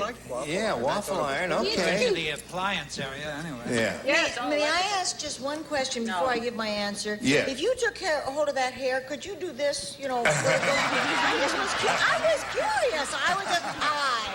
What's that? Out of a Jumped out of a pie. pie. Got a lot of good answers there, including yours, but none of them matched up, I'm sorry to say. Now, before anything else happens, got to stop here and do a little business with you. Come back. Hello. Ready? Okay, Sandy, it's all yours. Round one. Now, in the jungle, the pygmy said. No. Me too short to be headhunter. So me blank hunter. Pygmy said, me too short to be headhunter, so me blank hunter. Look at Orson there. He hasn't been here in ages, and he's all kind of... I wrote these out before I Oh, yeah. come in. No. Stacked in order. Isn't Orson cute? Yes. All right. Here we go. Sandy. In the jungle, the pygmy said, me too short to be headhunter, so me blank hunter. Leg hunter? What? Leg hunter. Leg hunter. It's not good, is it? Oh, I don't think he was that short. Oh, he was little. He was little, but maybe not that little. How little was he, Orson? He wasn't quite that little. He wasn't? He was a bottom hunter. That's right. Got a little behind in his work, so they kicked him out of the tribe. Oh, you He didn't hear get it that. right. Got a little behind in his work, so they kicked him out of the tribe. Now, you got to pay attention there. No, they heard it. They heard it. Heard it. Really thought that was worth repeating? Yes. What do you say? If he hadn't said it, bet he would have. Hi, Hon. She's very butch in her suit today, isn't she? No, I said your belly button. Belly button. Yeah. Me's too short to be headhunter, so me belly button hunter. What do you say, Well, Santa? You could make some comment. Yeah. Oh, okay. What we did in high school, Gene, we tail hunted. Oh, I see. So she's looking for legs. Leg hunter. Me too short to be headhunter, so me leg hunter. What do you say, Mary? Now, I want all the judges to think very seriously about this. Okay. Because if you've seen a leg that didn't have a knee, I want to see it. He's a knee hunter. A knee hunter. Wait a minute. No. All right. No. Now, wait a minute. Judges, yeah. A simple no is all we're looking for. We don't have to have those boos there. I like it. Yeah. What, did you say there's something about booze? There, but please keep an open mind here. Kneecap. This awesome. You know, for Christmas Eve, you're a rotten bunch. Yeah. What, Nina? sir? You're gonna get lumps of coal in your Your stockings. hearts are filled with hostility. Oh, they're bright. Yes. How about you? Well, if I had thought about it being Christmas Eve with all the decorations and everything, I may have changed my answer. However, in this instance, I said knee hunter. Knee hunter. What would you have said? Oh, I see. All right. So there we are at the end of round one. Score is 0-0. Well, let's go to round two, Jackie. Let's see if we do better with B. B you want. Okay, B you got. There was a terrible accident at the Opera House. Oh, really? Yes. I'll tell you, now the tenor is a blank.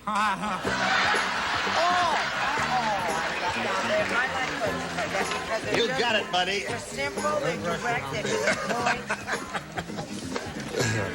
They're Okay. painful, they're unpleasant. All right. Oh, what a quick bunch of celebrities. Jackie. Jackie, listen carefully now. A terrible accident at the Opera House, and now the tenor is a... Soprano. Very good answer, my dear. I believe that little lady with the funny hair came up with the definitive answer. Being from the American League of Castratis, soprano, yes. Soprano! Della figlia dell'amore, dell'amore. What do you say? I say got up in a lot of Chinese drag and did unbell D and all that stuff. Soprano. Soprano. Here's Charles, our operatic director. Madame Butterfly was Japanese. Thank you. Oh, that's right. But Puccini was Italian. Soprano. Hair-legged soprano. That's 3 for her. She's really rolling along with this. Ah, bravo, Figaro, bravo, benissimo. Ah, bene, Figaro, bene, benissimo. Figaro qua, Figaro là, Figaro... Go. So nervous. Soprano. Soprano, that's 4 for her. Sparafucile, what do you say? Madame Moss was Chinese. That's where she got confused. Madame Moss, oh, yeah, of course. 5 for her. You really are doing very well with this, and now we come to her.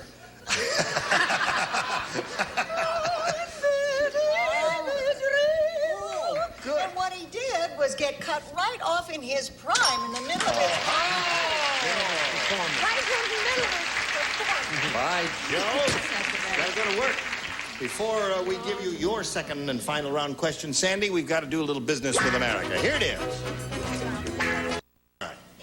Listen, we got to go now. We'll see you next time, ladies. Merry Christmas to both of you. And Merry Christmas to one and all, and to all of you. It's been splendid having you here. Jingle bells. I hope it's snowing where you are, so you have a Merry Christmas. Shall we jingle bells? Don't light the fire in the fireplace. It makes Santa very nervous. That's right. Have a good day tomorrow, and join us next week. I think. Jingle bell, jingle bell way. Oh, what fun it is to ride a one-horse open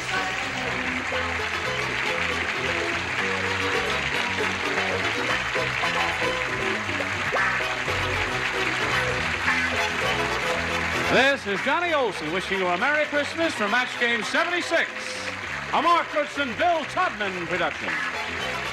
This program was edited for broadcast.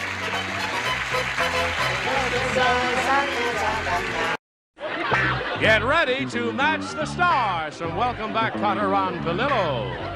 Brett Summers, Charles Nelson Riley, Elaine Joyce, Richard Dawson, and Vanny Flag as we play the star-studded Big Money Match Game 77.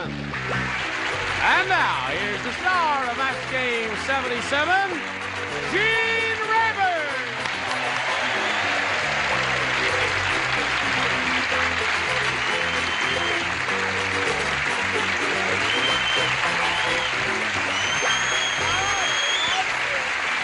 Johnny Olson. Thank you, friends. Nice to have you with us. Okay, buddy. Spirit. Yeah, it is the Christmas spirit. You're full of jolly good things, aren't you? And this is the Friday before Christmas, just in case it slipped anybody's mind. Charles? No, it didn't slip my mind, Gene. I'm still getting over last Christmas. Well, now, wait a minute, Charles. This is the last show before Christmas is Sunday. I personally don't care. Yeah, but now, wait a minute. You did it one year. You played Santa Claus, and you were wonderful. I played it for 4 years. For 4 years, yes. It was a tradition. It was excellent. And last year, I was not given a costume, and I was told I couldn't be Santa Claus. Oh. But we want you to be Santa Claus. April, I was under treatment. To get over the rejection. So this year, I will not accept it. I hit two men on the street that were with the bells and the little pots. I just hit them out of just anger and sheer upsetment. So I don't care. But we want you to do it, Charles. We are pleading with you. We are pleading with you. I'm sorry. I'll get down on my knees. I couldn't compete against that Italian marriage flag. I'm down on my knees. What is... Wait a minute. No. You're upstaging, Charles. What the heck is that? A funeral. No. I mean, I'm not coming out. First of all, that wig makes my toupee have dandruff, that cheap white wig. And I'm too thin to be Santa. Well, I'm quite disappointed that you're not going to be Santa. I'm glad. What is that? Well, a gentleman caller brought it to my dressing room. Mr. Douglas Smart of the Lawrence Welk Show. Isn't it pretty? Yeah.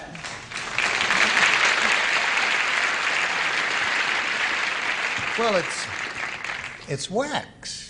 It's plastic if you want to get technical, but isn't it pretty? Oh, yes, of course. It's beautiful. And he just brought it as a token of his affection for you and his esteem for you? Well, we all hold you in high regard. Listen. It was in payment of favors bestowed. Charles. Would you do it now? Would you play Santa if I bring you a little gift? Ho, ho, ho, anywhere near that. Oh. Well, I'm sorry about that. Let's say hello to Christy Piper and Glenn Weiss. Now, Christy is the current champ. She has an even $7,000. And as the time expired last time, we just met Glenn Weiss, and we discovered that she teaches people to dive for treasure with self-contained underwater breathing apparatus. And as you can see, she would have no difficulty in breathing underwater. Now, would she?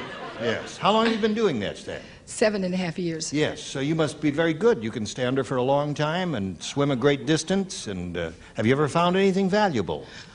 Well, I'm not really supposed to talk about it, but we do have a museum. Oh, you do? Yes, we do. Everything we bring up, we're supposed to share with the British government, but we sort of pick what we want to keep, and we built a museum. Shall we turn her in? I'll just get all the information. Yes, write it all down, sir. Lieutenant. Hello, Scotland Yard. Well, good luck anyway. You may need the money to keep one step ahead of the law here. We'll start here with round one right after we do a little business with you.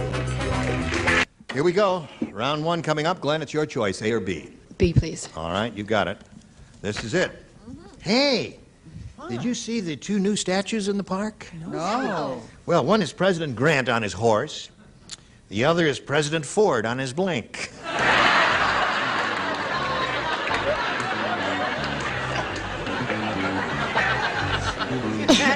Yes, he can. Now, wait a minute. Check and double check, as Amos and Andy used to say. No. Would I lie to you? Yes. You can say this. No, as in... Right. That's what they call that. Well.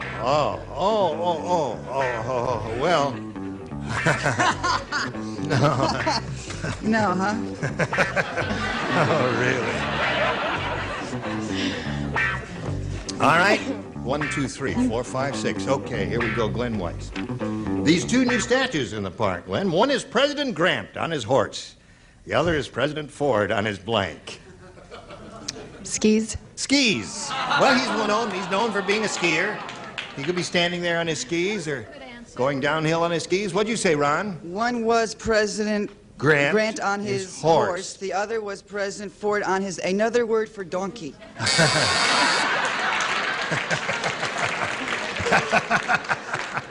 got it in, didn't he? He was very clever. I tell you, he really scared the heck out of me there. Isn't What that do you- wonderful the way he did that? Yes. Where did President Ford spend all his time? On his rear end. On his rear end. Right. Right, you did indeed. On his rear endo. The rear endo. Skis is what Glenn is looking for. Pair of skis there, Elaine. You're not going to believe this. Did you misunderstand? No, I didn't. I just think a little differently. Oh. So I saw President Grant on his horse, and I thought of President Ford, and I saw him on a Volkswagen Rabbit. That's thinking different. A horse and a rabbit. Yes. Okay. Really? We'll invite you back It was anyway. the break. But not very soon. Break. I see. Derriere. Derriere.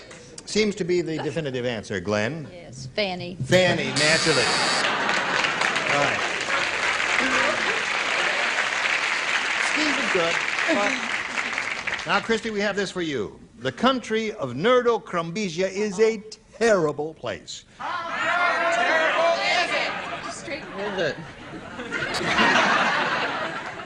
I really wasn't ready for that. The hotel rooms there are so small, you have to go out into the hall to blank. That's... Hotel rooms there are so small, you have to go into the hall. Into the hall to blank.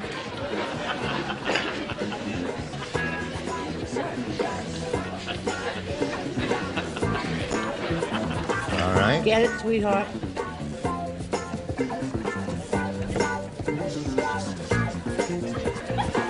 Ready? Here we go. Christy Piper, you've heard of Nerdo-Crumbisia? Oh, yes. This dreadful little country. Well, the hotel rooms there are so small, you have to go out into the hall to blank. Sleep? To sleep. Now, wait a minute. You know why he said, wait a minute? The weirdo might have said sleep also. That's why he said, wait a minute. That's an excellent answer. Oh, he said it. One for Christy.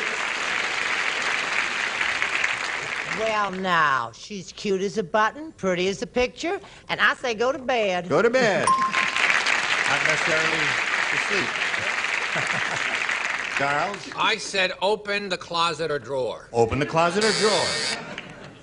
All right, now we come to Elaine's. Hotel rooms are so small, you have to go out into the hall to blank. Rim chop, bum, bum. To open your Playgirl centerfold. Oh, yes. Oh, very interesting. That's why I have to go hall to open the window. Open the window. Ring-a-ding-a-ding-a-ding. What do you say? I thought it was very small, and I said you have to go outside to breathe. To breathe. What's the old joke? That's it, Johnny Olson. I had a hotel room so small, I had to go in the hall to change my mind. Okay, now we go to round two. Oh, what do you say, Glenn? A. A. All right. This one will be easier. Judy said, Marvin the mailman is really mean. How mean is he? Instead of sticking the mail in my mail slot, he stuck it in my blank.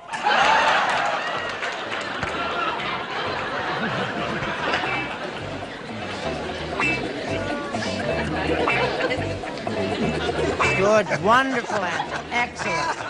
Very good. Instead of sticking it... Horshack is playing his tricks again. Funny guy. Hey.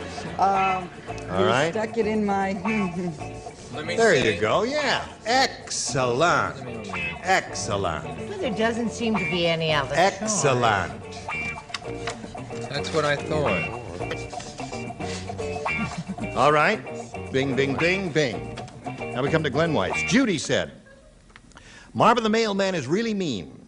Instead of sticking the mail in my mail slot, he stuck it in my blank.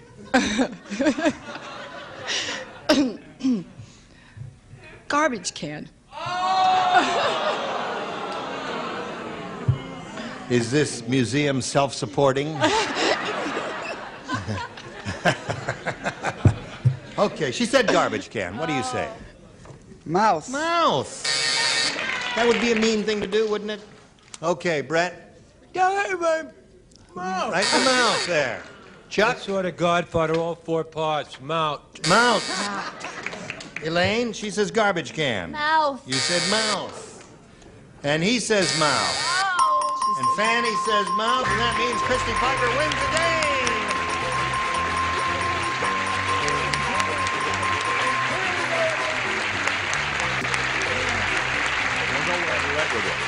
Glenn, it was a pleasure to meet you. Good luck in your endeavors and in your teaching career, in scuba diving. Glenn Weiss, ladies and gentlemen, we're going to send her some gifts and our best wishes. Now we got this just for you. Oh, here we are. We're just funning around here, having a good time, waiting for you to come back. Christy Piper's won her 6th game. Boy, she's getting close to the all-time high here. It's at $7,100 now. Shall we proceed? Yes, please. Here it is, Christy. We polled a bunch of people in this very room one day not too long ago. We said, you write down the best answer you can think of to this. Rush to blank. Remember, it's $500 for matching the most popular, $250 the second, and $100 for the third. And let's see what support you'll get. Richard, please.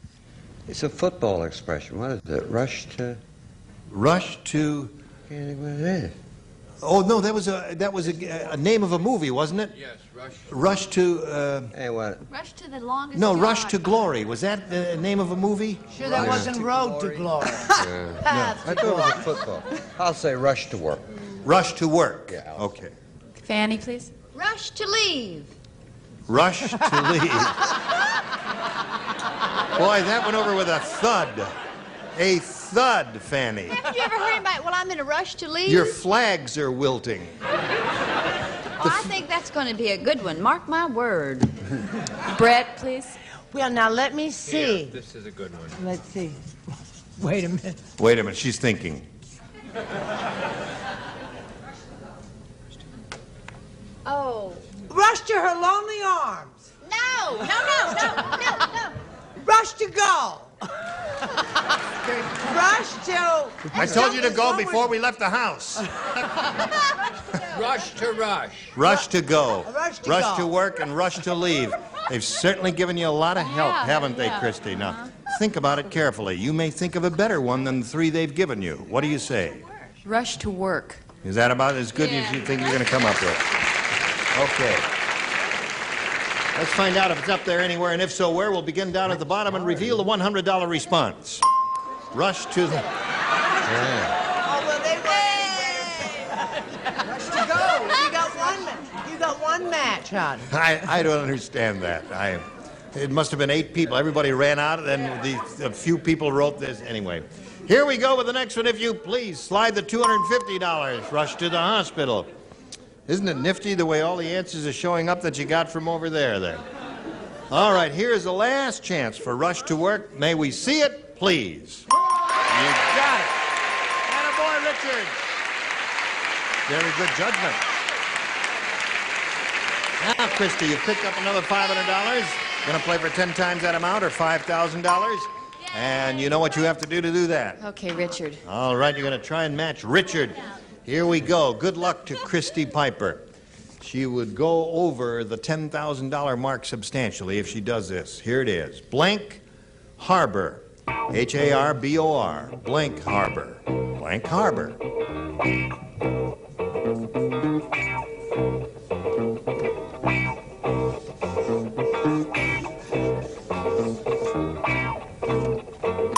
Now, Christy, give us an answer which you think will match Richard's. We give you $5,000.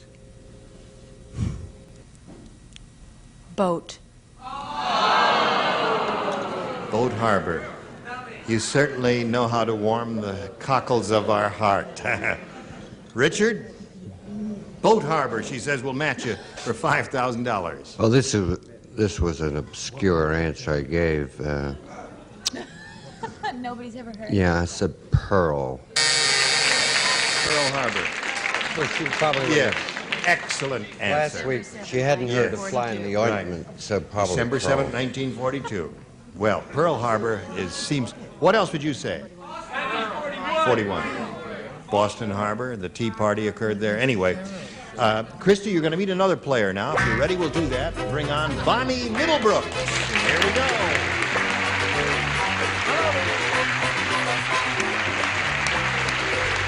Hi, Bonnie. You know Christy? Yes. You look like a happy lady. Oh, yeah. What have you got to be happy about, Bonnie? Well, I have a wonderful husband. He's a fireman. Yeah. And a little boy, 3, named Jack, and Dina, 2. She's a little girl. And my good luck. What is that? My good luck. My nephew sent 3 rabbit's feet. 3 rabbit's feet. Well, good luck to you, my dear. We Thank can't you. start at this moment. We're going to do a little business with America, but you hang around. Now you watch this. All right. Thank you very much, Johnny Olson. Here we go. Bonnie, if you're ready, you may have A or B. Please. B it is for Bonnie. Hi. I'm rehearsing. He's rehearsing his poem. Oh, I see. Shows, you know. Oh, I see. Okay. Who do I have to applaud now? The contestant? No. The MC? Just listen to what I have to say. Christmas cheer? I want to know, Charles, Oh, if I'm you sorry, heard. but I have things. I've got a last-minute cards I'm trying to get out for Christmas. Merry All Christmas anyway, Charles. Got my ID Charles, and have everything. you heard about?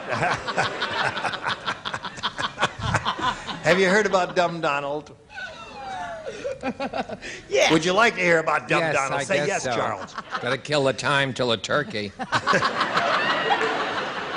Dumb Donald wanted to find his roots, so he went to a blank.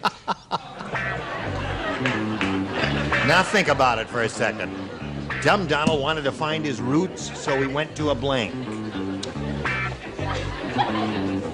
Number 2 is another answer. Yeah, Was there it are 2 one- really good choices here that I can think of. There are probably a lot more. Do you know the that's a zip good one. code of Bristol, Connecticut?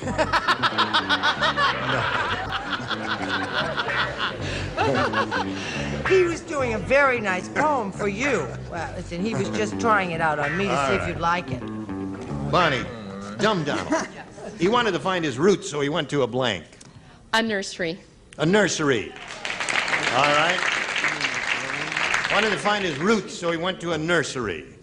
Tree surgeon. Tree surgeon. That's a match. No, That's not a match. A tree surgeon is not a nursery. I'm sorry, Ron, but nice try. You're really fighting for her. Oh.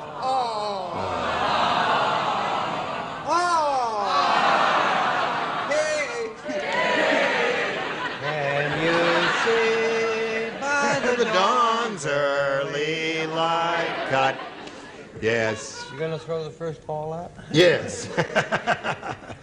I was thinking What were you thinking about? of my answer. Where are you going? Well, no, there's he no asked water me- in there. Those are plastic, huh? He asked me if Nobody's I was gonna We just steal sang the that. Star Spangled Banner, and then Throw it after out. that, you got to throw the first ball out, and there it Thing. is. Now, to carry on. I was trying to think of what was the question? The question was, Dumb Donald wanted to find his roots, so he went to a Now I looked down at that head, and then I looked over at that head, and the first thing that came to my mind was hairdresser. hairdresser. Roots, hair. Okay, that's a good one. Charles? I hope so. I said greenhouse. A greenhouse. Yeah. Merry Christmas. You're not home. I'm so disappointed you're not in costume, Charles. I really am. It's we're all full of goodwill and good cheer. And Well, show an old tape from one of the years when you used to allow me to do it. What do you say? I said to find his roots. Yeah. He went to a gardener. A gardener. Now then, let's think about it. No, gardener. No, that's not. It's the same wavelength, but not exact enough. Richard? This could be a match. Barber. Barber. Well, close, but they didn't give it to you. Right. I accept their ruling. Not a nursery. Yes, Well, I've gone totally different from anybody. you have. Yeah, I said he went to his dentist. Aha! Tooth. Yeah, very good. Excellent. All right, so there we are in the middle of round 1. She picked up 1.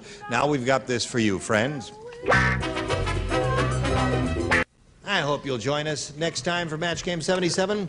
And between now and then, that you'll have a very merry, wonderful Christmas. Thank you. Merry Christmas.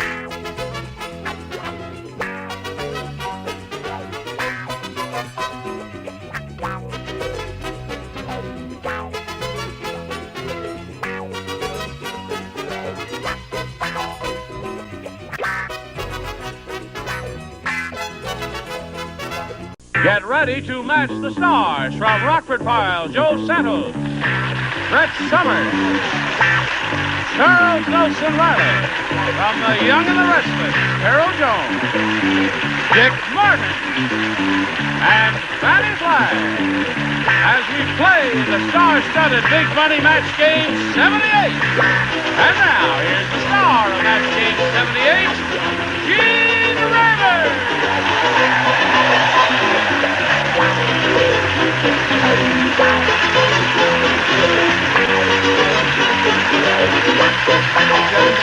Thank you, dear friends and gentle hearts. Is everybody ready over here? They're rehearsing because today is Friday, December 22nd, and this coming Monday will be Christmas Day, and we will be on Christmas Day this year. So, Charles has consented once again through our own pleading and begging. To play the part. That's right. And he's going to... And I also got roped in. And yes, and we're hoping that Patty Duke will call before Monday. But we'll work with her until then. Okay, well, it's December 22, a sad day because I haven't got my Christmas shopping done yet. Have you? I see you're in red, gay Christmas color, and you're in red, too. It's not very Christmassy red, but it's pretty. It's okay. She has a beautiful silk I got scarf. my present from Brett. The beautiful silk What scarf. is it? It reads like silk. Designer's. Oh, it's a silk... It says Charmin. Isn't that nice? Yes.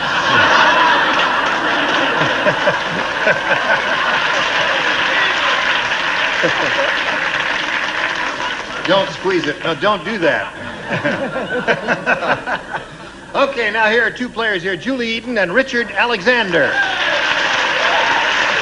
Now, Julie's our current champ with $2,950. We're in the middle of round two. Richard has both his first and second round questions. He's matched one celebrity. Julie, that makes it appear easy to you to win another game. We'll see how this turns out in a moment or so. Right now, I want you to see this, if you would, please. Here we go. All right, this is the last question of the last round. Julie, you need one to tie and two to win. Frank said, I don't mind lending things, but this is ridiculous. Today, my neighbor came over and wanted to borrow my blank. I don't mind lending things, but this is ridiculous. Today, my neighbor came over and wanted to borrow my blank. Yes, he is. Why did you leave him alone? Well, he's been so miserable. Julie, Frank said, I don't mind lending things, but this is ridiculous. Today, my neighbor came over and wanted to borrow my blank. My wife. My wife.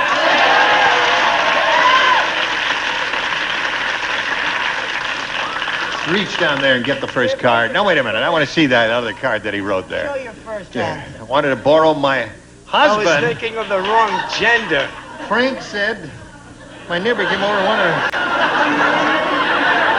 Possible? Yeah. Possible. What's embarrassing? This is the card I wrote. Oh, all right. That's one for her.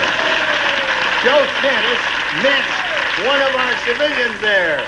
Okay, Joe, that's one in a row. That's a good joke you made. Do you know how Charles hates that boy? He gets so cranky, he's going to probably punch him out before the next commercial goes on. Hi, Ann. Why? Why? That's two and that wins the game. What the rest of that?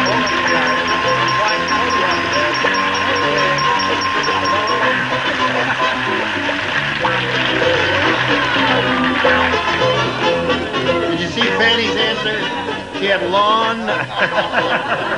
My neighbor came over and wanted to borrow my lawn. Richard, what have we got for Richard? Pantyhose? Yes. And we've got, does he get any money? He doesn't get any money. Can we give him some money? I mean, let's give him a $5 bill. He'll get a haircut or something like that. Oh, Richard, good luck in your songwriting career. You look like a talented young fella, and I wish you well. Richard Alexander. Okay. Now, Julie, once again, you have a shot at the big money. We polled the studio audience, and we said, write down your best answer to this. Feed blank. $500 for matching the most popular response, $250 for the second most popular, and $100 for the third. And remember, 3 of the 6 ding-a-lings will give you some assistance here. Brett. Feed store. Feed store, okay? Charles. I got Well, there's that. Feet Astaire? No. No, Feet Astaire. That's Fred Astaire, not Feet Astaire. How about that? What? Oh, that's nice. Take that one. What I do every night, feed the dog. Feed the dog. Dick. Feedback. Feedback. Right on. We got feedback, feed Bio. the dog, and feed store. You want one of those? Yeah, I'm going to trust him this time. I'll take feedback. Feedback. Okay. There you go. We want feedback. Let's go down at the bottom there and see the $100 number. Feed me. Feed me. Feed me. Okay. Feedback. Let's see if it's under the $250 response. Yes, it is indeed. So you got $250.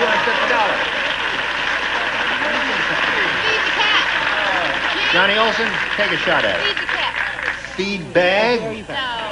Feed the cat. You think it's going to be feedback? Score. Feed the cat. All right, slide it. Feedback. Very good, John. Give Johnny some pantyhose. He said the right answer there. Now, Julie, you've won $250. Multiplied by 10 makes $2,500. Means it's the least you can play for. However, if you have a lucky spin of the star wheel, you'll double that money and play for $5,000. Good luck to you. I hope it comes up a double. You are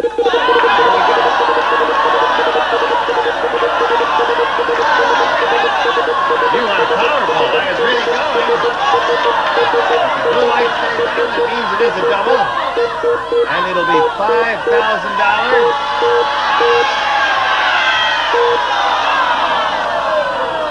Didn't get the double. You got a good player in Fanny Flag, and good luck to you. Stand on the blue dot, and here we go. Ready, Fanny? Wash the blank.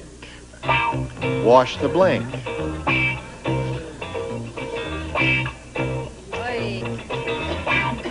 You ready with yours? She's not quite ready with hers. Okay, Fanny now is ready. Julie, if you give us the answer that she's written on the card, you get $2,500. Wash the... Dishes. Dishes. Well, now, wait a minute. It was either wash the car or wash the dishes, right? Car? Wash the dog. Wash the dog? All right. Well, she's hoping you're going to say wash the dishes, Fanny. What did you say? Well, these people up here, you know, they advise me all the time. Right. They say, thank God I didn't listen to them. Dishes.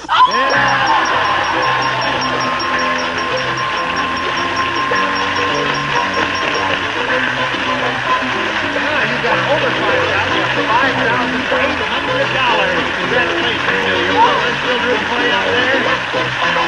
Okay, while she's celebrating here, we're going to do a little message for America. 5,800. Hello there. Would you all join me in brisk applause for Susan Flannery? Susan Flannery.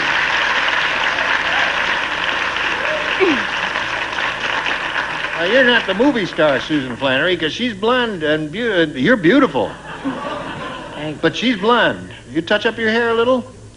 Every now and then. So do I. No, actually, I don't. But tell us about you, Susan Flannery. I'm from Vancouver, Canada. From what town in Canada? Vancouver. Oh, Vancouver, yes. I work for the Burnaby School Board, and I'm here on holidays in Palm Springs. Well, I hope you're having a few laughs around town. Yes, I'm What are you enjoying doing for myself. laughs around town? I'm staying with a girlfriend in L.A. right now, and she's showing me around. Well, I'm it's a enjoying very it. interesting place, isn't it? Yes, it is. Very. Well, good luck to you, Susan. We'll begin by asking you to make a decision about A or B. B, please. B. B it is, okay. All right. At the sorority house. Harriet said, I'll tell you what kind of an athlete my date was.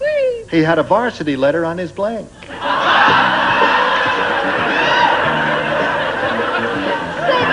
Boggles the mind. You know the way Harriet talks, she says, I'll tell you what kind of an athlete my date was. He had a varsity letter on his blank. Hello, Joe. Hi. How are things in the Rockford Files? Don't do anything yet until I tell you to. How'd you hurt your hand? Playing ball. Playing ball? It's very tough. He's from New York, you know. Yeah, I know it. Where do you play ball? You go to Fairfax High? In the streets. Oh, in the streets. Really? You play street ball out here? Yeah, No kidding. Not stick ball. Stick ball. Well, I'll be darned. On Sunset Boulevard he plays. All right, Susan, at the sorority house, Harriet said, I'll tell you what kind of an athlete my date was. He had a varsity letter on his blank. Cast? On his cast. Like, Oh, he broke a leg and had a cast on there. Is that the first thing that came to your mind? No. About face. March.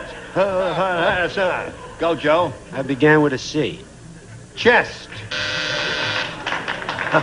No, you throw it away, Throw it away sweetie. now, Joe. Far away. Okay, Brett. Yes. Well, Merry Christmas, Youthful, everybody. In yes. case I don't get back. Get your Christmas shopping done. He was just a, I Just don't show have a it. punch for this. Come on, just show us the card, that's all. Little finger. On his little finger. Well, he wasn't heavy into sports, let's put it that way. Someone really doesn't understand. No one so far I has understood the question. No, you did not. Show us. You know, you're kind of snotty for the days before Christmas. You bet. So always when you wear a blue, gray, or brown suit. Tuxedo. No, that's okay. Oh, No, that's you're all just trying right. to get in his good That's a good graces. one. No, You want to be in the skit. You know, maybe this year someone will want to sit next to you at the Christmas party like they didn't want to do the last 6 years. Hello, Carol. Hello.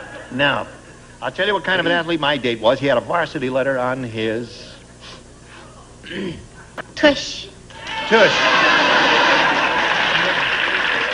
Now, that's what I wanted to say, tush, but I figured maybe she was going for the chest, so I said chest. Chest. I outthought myself. I would think the definitive answer would be on your undershorts. Wouldn't it? No, the definitive answer is dress. Second best. Fanny, what'd you say? The definitive answer is dress. Oh. No, that's exactly, no, wrong. On the fourth day of Christmas, my well, I've forgotten what I wrote. Oh, Fanny. Fanny.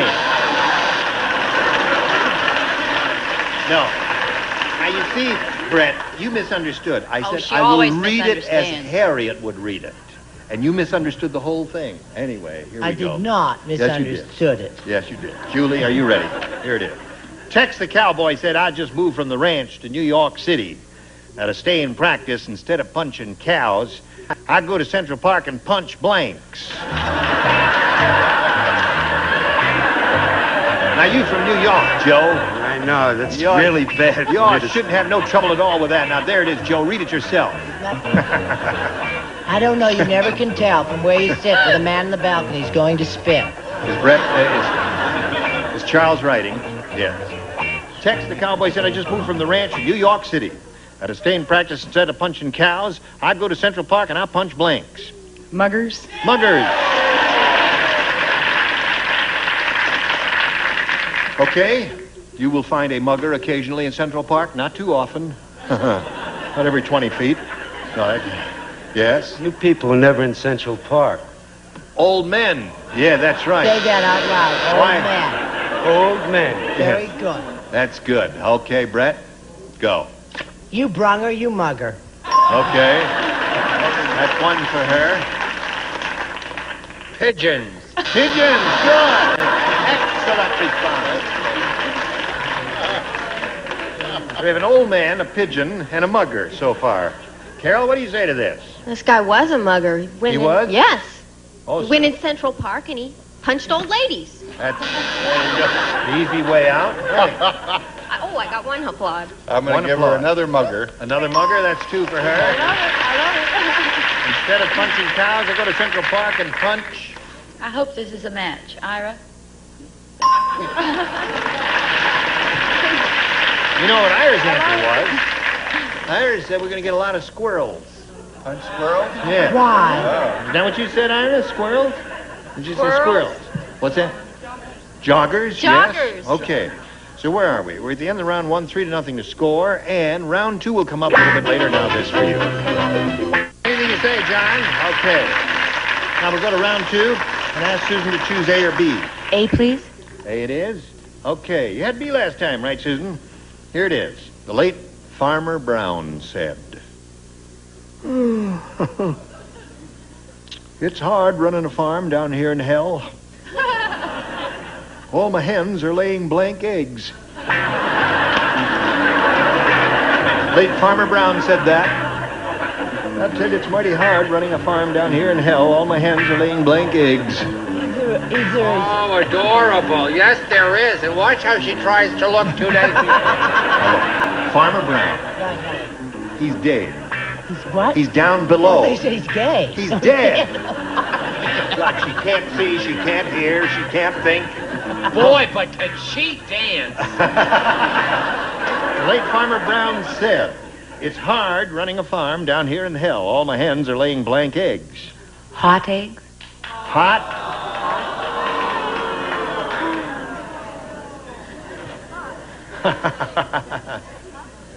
What did she say? She said hot eggs. It's all right, honey. Don't you feel bad. Well, no. Now listen, Susan. It may not be a great answer, but I don't think you'll hear any great answers over here either. Go, Joe. It's better than mine. Hard boiled. Hard boiled? Well, no, that's okay.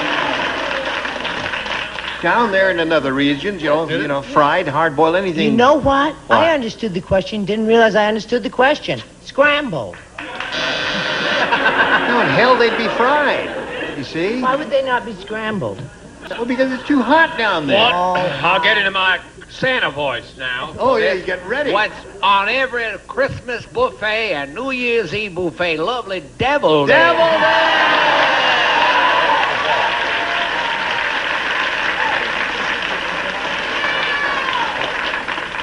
Here's the way it is, Susan. You got to match the 3 remaining celebrities to stay in the game. Carol, deviled eggs. Gee, I wish I'd said deviled eggs. Did you say hot eggs? No, I said hard-boiled eggs. Hard boiled. So that means Julie, you win the game. What do you have, Dick? Cooked or fried? We had fried. Okay, come on down here, Julie, and we'll say goodbye to Susan Flannery. We're going to send you a vacuum cleaner. I don't know what we're going to send you, but a lot of nifty things for Susan Flannery, ladies and gentlemen. Thank you. Goodbye. All right, Julie. You're rolling along there. You have $5,900 now. Going to have another shot at it. This is game number 4. You have won. And here we go. We polled a studio audience and said, write down your best answer to this. Blank postcard. Remember, 500 for matching the most popular, 250 for the second most popular, and 100 for the third. Whom do you call on? Charles. Picture. Okay. Brett. Dirty. Do they have those dirty postcards? She would think of that. Fanny. Send me a postcard.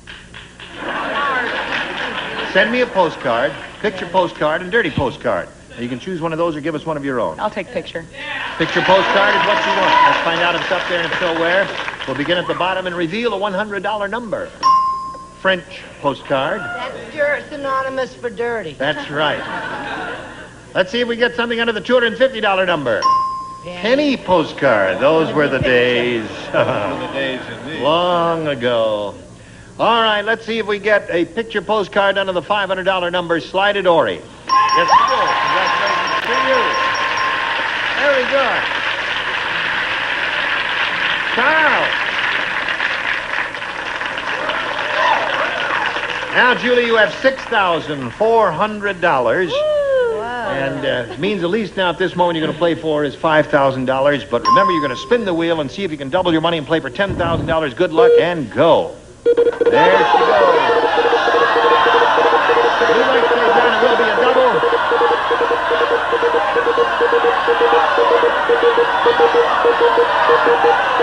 $5,000 or $10,000. Didn't get the double. You got Fanny Flag. A good idea. Ready? Face me if you would, please. Here we go, Fanny. Blank wrestler. Blank wrestler. I've accented both words. Blank wrestler or blank wrestler. Blank wrestler.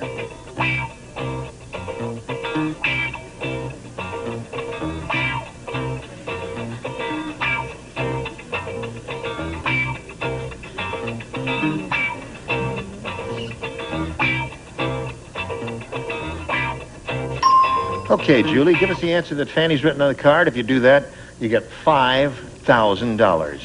What do you say to that? Arm. Arm wrestler. About 20 people would say arm wrestler. The rest of you would say something else, right? All right, we'll find out right now what Fanny said. She says arm wrestler will match you. Sorry, I said lady. Lady wrestler. That's a good answer. Arm wrestler was not bad. Julie, you got $6,400, and you're still a champ, but right now we got to do a little business for the America. Gene Rayburn, join us next time, Match Game 78. Monday will be Christmas Day. Join us, come back, and goodbye.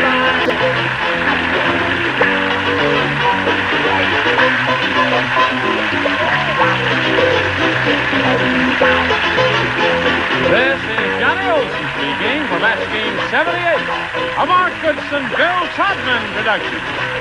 This program was edited for broadcast.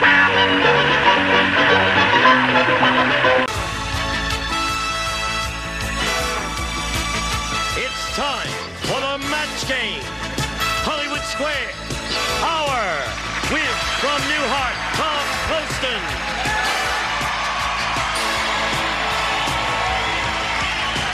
From Too Close for Comfort, Jim J. Bullock.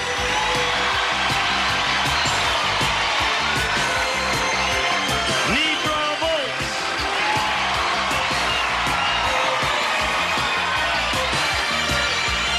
Jimmy Walker.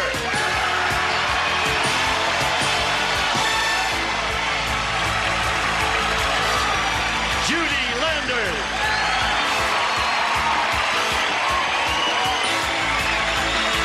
The stars of the Match Game, Hollywood Square's Hour, Gene Rayburn and John Bowman.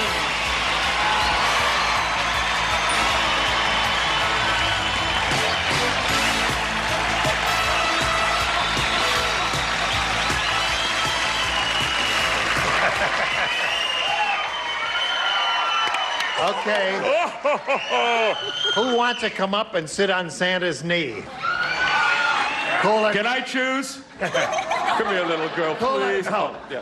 All right. Listen, this is the Friday before Christmas show, and we want to wish the best holiday wishes to one and all assembled here today. And a merry Match Game Hollywood Squares hour, of course. So let's get on with it. We've got some surprises for you in today's show, and would you join John and me now and greet our stars? Hello, stars! Hi, everybody! Hey! What do you want for Christmas? You know, this is what Santa wears in Beverly Hills. This is when he visits Beverly Hills. Is a Beverly Hills Santa Claus? Yes, that's right. A suit from Giorgio's. Yeah. Giorgio's. You're wearing Christmas red, and you're wearing Christmas red. Tom has a touch of red on his. I have a lot of red. I'm all red. You're wearing basic black, aren't you? Yes, that too. Black and red. What are you wearing? Not on the air. Oh, that's snow. Oh, yeah, right. A white Christmas. All right, now let's say hello to our two players over here, Mickey Griffith and Maria Hall. Let's get acquainted. Mickey, tell us about you, please. Well, I'm a single flight attendant. I live in Marina del Rey. 2.5 years ago, I bought something I've wanted for a long time. I bought a horse. Really? And yes, in this 2.5 years, I've really gotten into it, just like that one. And I want to buy a mare and start breeding and raising and selling the foals. Wonderful, Mickey. Good luck to you in that venture. Thank you. Now, Maria, tell us about you, please. Well, I was born and raised in Arlington, Virginia, and I moved out to California to go to school. And this March, I graduate from the University of California, Irvine, and I teach drama and jazz to beautiful little girls 6 to 14. Good for you, too. All right. Now, before we start the game, I just want to call your attention to this fabulous board here. It contains 2,304 light bulbs. And through the magic of some computerized console over there, they can make almost any name, any figure, anything happen up there. But I need the help of the stars. If you'd all join me over here, please. Have we got a follow spot on? Can we get that follow spot on over here? And would you all stand up here, please? Oh, and you brought your Christmas piñata, Jim? That was very nice of you. As close as you can together. And we'll do, in order to cue the light wall, which is a remarkable device, into doing something, we'll do just one line of Deck the Halls. Ready? All right. Deck the halls with boughs of holly. Fa la la la la la la la la. There it is.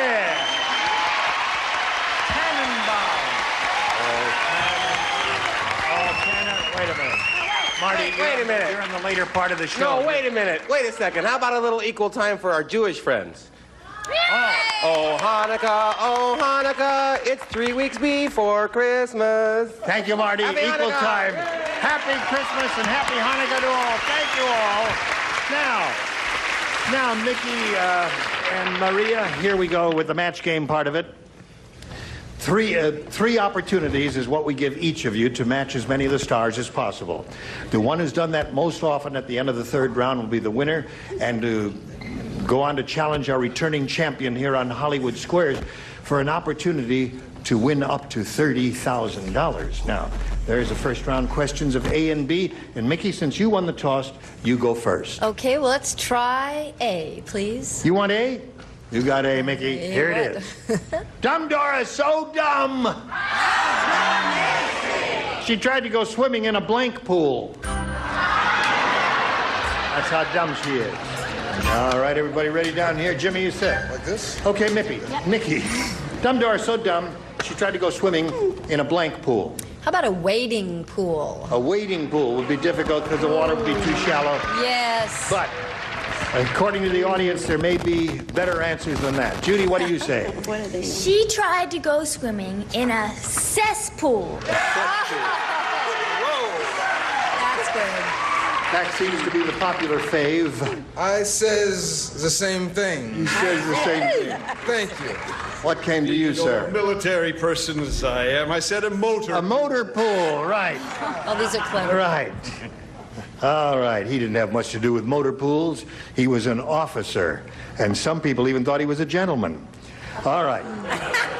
But seriously, you know... Yes, Gene. Are you going to wear the funny hat the whole show? You know, Gene, you probably didn't realize that Santa was Jewish, right? No. But here he is, as seen in The Big Chill. All right. Cess. Cesspool. Everyone says that so far. You understand now, don't you, Mickey? All right. Nidra, she tried to go swimming in a cesspool, according to everyone else, in a wading pool, according I said a football pool. A football pool. Hey, good for you. Very hip. What do you say? Terrific answer. Darn good. Very hip. And clean, too. What does your friend say? Pina Pina. said he very stupid. He writes cement pool. A cement pool. What does that mean? Wait a minute. His horse is bucking. Get out of here. Leave that animal alone. Now, Mickey, you didn't match any of our stars, but you'll have 2 more chances to do that. Maria, we have your first round question, which reads as follows. Mike is so macho, he doesn't use a washcloth to clean his face. Instead, he scrapes the dirt off with a blank. That's how macho he is. Well. Oh, I like it. Here we go. Hello, Maria. Hello. Mike is so macho, he doesn't use a washcloth to clean his face. Instead, he scrapes the dirt off with a blank. A rock? A rock? Woo! Merry Christmas, Maria. I hope you get lots of gifts on Christmas Day, because apparently you're not going to get any here, I'll tell you that. All right, Judy, she says a rock. He was so macho, he scraped the dirt off with a Brillo pad. Brillo pad. Splendid. I can say that, Brillo's excellent answer. Is that excellent? Another good answer, but really tough guy. With a shovel. Shovel? That's the kind of guy he was. That would be a macho thing to do. I was going to say... I love your shirt. With a heavyweight fighter, but, you know... With a I said a knife hoping to match, but a knife. didn't. Yeah, but that would be difficult. Scrape it off there. You're putting your... I have to, Gene. Why? I have to. Because I have to be Santa, because my answer is... Sander! A sander. Claus. Sure. And look, my price tag is still on $2.99 for the finest in beards. Nidra, we're looking for a rock. I said sandpaper. A sandpaper. Piece of sandpaper. What do you say, Jim? My first thought, of course, was a rock. but I put down Sander just in case. So there we are at the end of round one. And as you can Great see, score. we have no score here, but we will score later. First, we've got a little message for you. Hurry back for round two.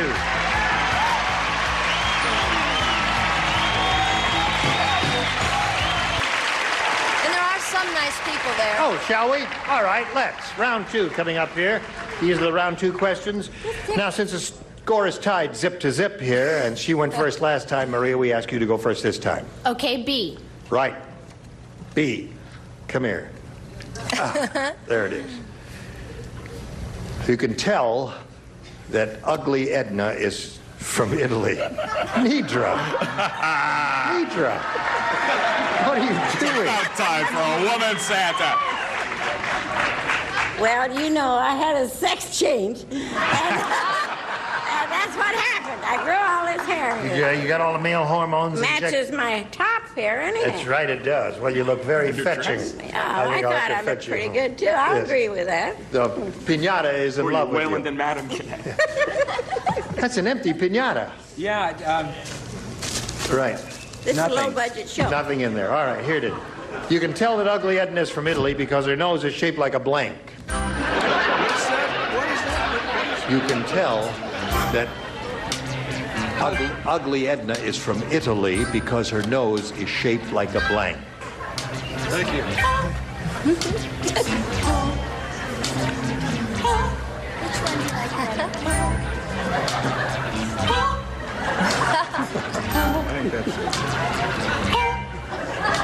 Judy, Jim is vamping until you're ready. Okay. Here we go. Please finish soon. I like it. Maria, you can tell that ugly Edna is from Italy. All right, back to you, Gene. May I continue? Go ahead, go ahead. Thank you, Jim. You can tell that ugly Edna is from Italy because her nose is shaped like a blank. Pizza. Pizza. Boy, she is going to go home empty-handed, honey. Yeah. What is the salient geographical feature of Italy? I don't know. Tower pizza. Well, you'll find out here in a minute because I'm sure someone over here is going to say it. Judy. Her nose was shaped like a pepperoni. You had pizza and scrapped it out. Now, wait a minute. What is a pepperoni? Is that a pepper? Oh, a pepperoni's a sausage, right. Oh, that's right. Pepperoni is sausage. Jimmy? I think I have a nice answer that may work out to be one of the monster bomb answers of the whole thing. I said meatball. No, it's shaped like a meatball. Thank you, crowd. No problem. I would have said That's all right. That's okay. Well, guess who said the salient feature of the geographical character? Boot. Boot. If you look at a map of Italy, it's shaped like a woman's boot, isn't it? Or a man's boot. That's correct. Right. And to boot, I said boot. Boot. Yeah. There you go. Nidra. Likewise, I'm sure. Another boot. Das Boot. Das Boot. Das Boot. Das Boot. All right. From Germany. So, Maria. Mickey? Yes. You got a chance to forge ahead here. Okay. All you do is win one, and you forge ahead.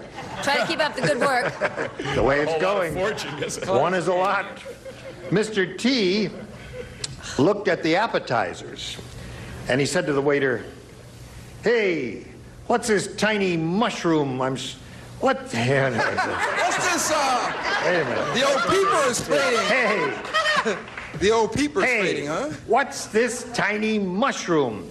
I'm so hungry I could eat a blank room. You're on your own. I can't help you. Mr. T is speaking.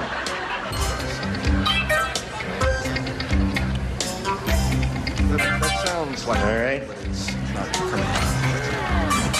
Here we go. I'm not ready. I was going to say that. Mickey. Oh. Mr. T looked at the appetizers and said to the waiter, "Hey, what's this tiny mushroom? I'm so hungry I could eat a blank room." A food storage room. That's so stupid. Now, You're wait a right. minute. Hold on now, Mickey. I'm sure if you tried, you could think of a far more complicated answer than that. Because, well, that's another one. Merry Christmas to you, too, my dear. Thank you. We shall not see your likes again. I would hope not. All right, Judy. I don't know what's going on here, but let's have a go at it. She said a food storage room, but unlikely possibility that anyone's going to match, but we have to go through. A ballroom. A ballroom is a good I would have said ballroom. Yes. I'm so hungry I could eat a ballroom. You know the thing that irritates me about this, Gene and Mickey? We have a whole room full of people and contestants and everything. We've gone through all of this, and this is through all our careful planning and searching what we wind up with. I can't believe it, Mickey. I mean, it's really abominable, but we love you anyway. I said rec room, recreation room, of course. Thank you. Ping pong balls, etc., etc. Right. Room balls. Gotcha. Since he was very hungry and wanted food, I thought possibly a dining room. Excellent choice. Excellent choice. What's this tiny mushroom? I'm so hungry I could eat a blank room, John. Yes, well, Gene, eight is enough went on for many years on television, and we're doing one is enough today. Unfortunately, I'm not going to be the one. I also said dining. Dining room, a good answer? Right. Good answer, thanks. Nidra. I said ballroom. Ballroom is excellent. You know, Food storage. ballroom. Ballroom. Oh, boy. Listen, ladies, Great. are you getting the hang of it? Yeah, I think so. One more time. Yeah, we'll one have it more down time pat. here, and I hope you get the hang of it. We'll be back for the third and final round after this.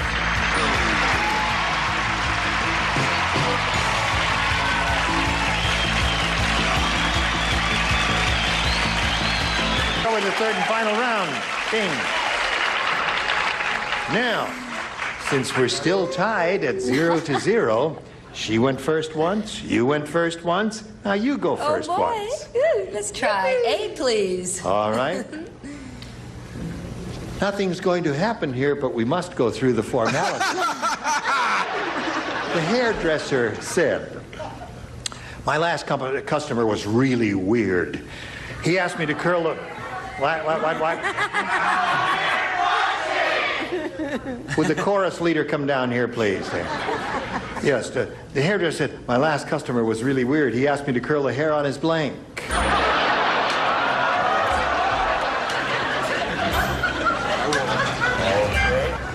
Who said that? How do you Wait, think kid, we you feel? bother me. Okay, you got it. Very good. I hope we get Just want to make sure Yes. and see if I put down a right answer. It could happen. Want any bad words to go over the air now? A would it? faint I glimmering guess not. possibility here think we got a of shot. scoring something. Mickey, Something the hairdresser said, my last customer was really weird. He asked me to curl the hair on his blank. On his chest. Chest. All right. Okay. And speaking of chests, have you noticed the lovely Angora fur? What do you call that stuff? That fur. Is that Angora? It's really quite lovely. This is not Angora. All right, Judy. $2.99. She says chest. What do you say? I say chest. There it is. Brightest contestants we've ever had on this show. These people are sharp. They're right there like a tack. Sure, right. These cats don't fool around, man. That's two chests. That makes a pair, doesn't it? Okay, Jimmy, you're Boy, on. do we have a pair on this panel. Anyway, okay. I just did that. But I got a bigger laugh. Anyway, okay. Chest. All right. We're moving now with breakneck speed. True. Tom? I was so sure I would get a match on this one. I said food storage room. My luck. There's the chest. All right. So that's 3 for you. Okay, John.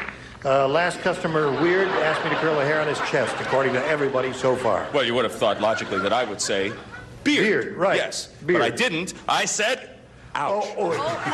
I said I broke my No, glasses. I said chest. Chest it is. 4. Show us your chest, Nidra. Okay. Okay, she's doing the best she can. What do you got there? Jim has Chest. 6. Well, you got 6. What do you know? Now, Maria, the best you could do is achieve a tie. You can do that by matching all the stars, and since she just did it, it's possible for you to do it too. If you do, we're in big trouble because then we got to go do a tiebreaker, and we don't have time to do that. So let's get on with it. Bill said to Harry, what's 10 feet long, weighs 10 tons, and is green and slimy? Harry said, I don't know. And Bill said, I don't know either, but it's blanking your Toyota.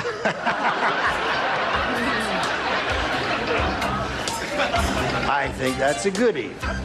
Yes. Oh, it's a wonderful one. What's 10? 10 feet long, weighs 10 tons, green and slimy. He says, I don't know.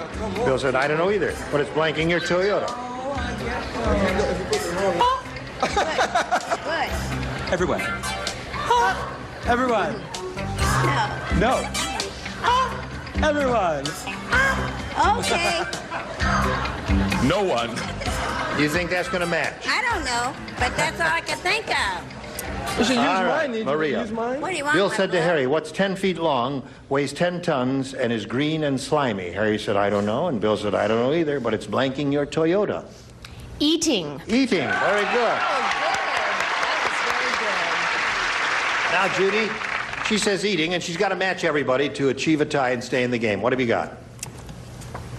Eating. Eating it is. There's one for her. Jimmy? Well, I said, but she won't be around long. Eating. Eating. But there's some numbers on this panel that still win. All right, Tom. We're all straight so far, is that All right. Score is now 6-3. You need everybody in the bottom panel here to stay in the game. Okay, John. I say dining in the food storage room, translated as eating. All right. Nidra. I'm a bad girl. Why? Because I didn't say that. I said smashing. Smashing. All right, so that means Mickey wins a game. Said you have. All right. Come on down, Mickey. You almost got it. That's great. Come on down. Now, Maria, we have to say goodbye to you. A Merry Christmas to you. Merry Christmas to you. We'll send some Christmas gifts to you from the match game. Maria Hall, ladies and gentlemen. How do you feel? Where are you going?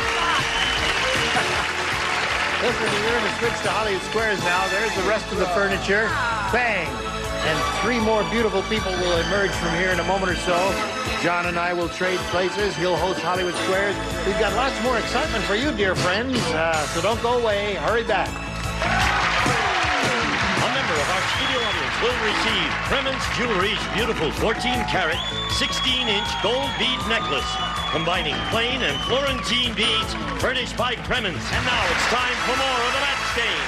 Hollywood Squares, Power, with from Mr. Smith, Leonard Fry.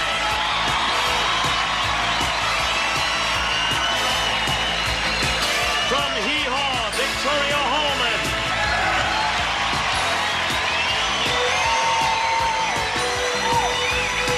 Marty Cohen.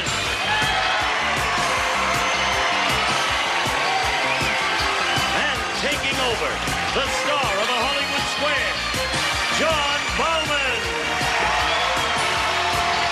Okay, we'll be right back. Hurry back, too. And now, John Bowman and the Hollywood Square. Thank you, Gene. Welcome to the second half of the match game, Hollywood Squares Hour. And with me, I have Miss Mickey Griffith, who has just won her first Christmas present, a chance to play Hollywood Squares against our defending champion. I also have 3 new celebrities. They are Leonard Fry, Victoria Hallman, and Marty Menorah Cohen.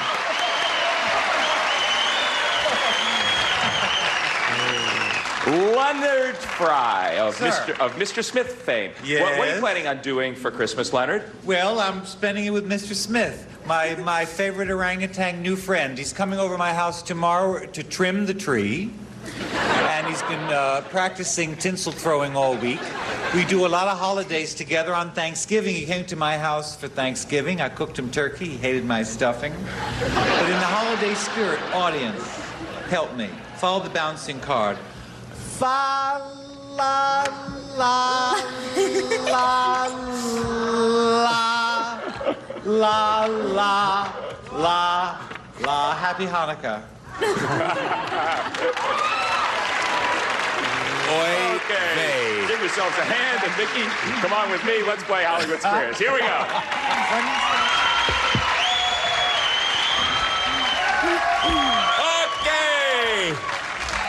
Okay, you rowdies, before we play this game, we got to reintroduce ourselves to our defending champ. Her name is Cindy Charbonneau. She is coming back once again. This is her second day. However, yesterday was not a bad outing for you. $31,475. How about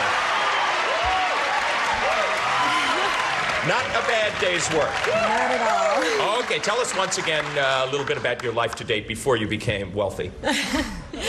Well, my name is Cindy. I was born and raised in Southern California, and I work in as an administrative aide with a large engineering corporation, and I'm a runner. Okay, terrific. It's time to once again play Hollywood Squares. We're going to play it until you hear the time's up bell. Now, whoever's ahead at that time is the winner. That will go on to play the super match for up to $30,000. Our first game is worth $100 plus $25 for every square. You know of you captures. Our champion, of course, gets to start. That is you, Cindy. Pick a square. Let's go. Leonard, please. Leonard Fry. May the old magic strike once more. Yeah. Leonard, you're driving on the freeway. You get a blowout. Should you apply the brakes firmly, pump the brakes, or stay off the brakes? I have such trouble with cars. Repeat it again and I'll try to picture it. You're driving on the freeway, you get a blowout. Okay. Should you apply the brakes firmly, pump the brakes, or stay off the brakes after you get a blowout? Well, you can't go by me with automobiles. I didn't learn until I was 42. Went through 2 driving teachers and $1,100 worth of lessons. And I'm still not terrific. So, Cindy, I say this with all the humility in the world, but I think you stay off those brakes. Agree or disagree, Cindy? Stay off the brakes if you get a blowout. I disagree. You should stay off the brakes. You should have agreed with Leonard. Your opponent gets the first square and $25. $1,100 worth. Okay, Mickey Griffith. You're playing O. Pick a star. Okay, how about Jimmy? Jimmy Walker. Yes, why not?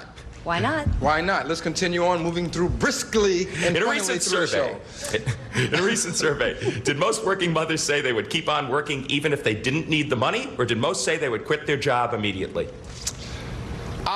See, now I'm serious. I think that most working mothers, because of the women's lib thing, etc., I think that most working mothers in the women's lib movement and all that kind of stuff, because that's a big thing now, will continue working irregardless, which is not a word because it's a double negative. You guys didn't think that. I knew that, but I do know that. Most working mothers will continue on the working trail. Agree or disagree, Mickey, that they would continue working? I think I'll disagree. They would keep on working even if they didn't need the money. Okay, it's even up. Your opponent gets that square. An O to an X. Cindy Charbonneau, your move. Pick a star. Marty, please. Marty Cohen. Attention, John. Attention, John. This should have had 4 and 4. My Jewish friends will notice this, that this had not enough whatcha-hoochies on the Michmahalim. So, here, Jim, this is for you, man. We're going to convert you. That's a Nora. That's a Nora. It's not a menorah. Plain Nora. Okay, yes. Go ahead and ask the question, John. Yes, just ignore the menorah and answer this question. According to Marie Osmond, every year all the Osmonds give each other the same present for Christmas. Do they give each other a new Bible, a new toothbrush, or a new pair of pajamas? Ain't that Now, I know Marie and Donnie, and they're an amazing family. And they're a lovely family. And Donnie is by himself an amazing guy because he is 25 years old. He's been married for 5 years. He has 2 kids. And he's still a virgin, which is amazing.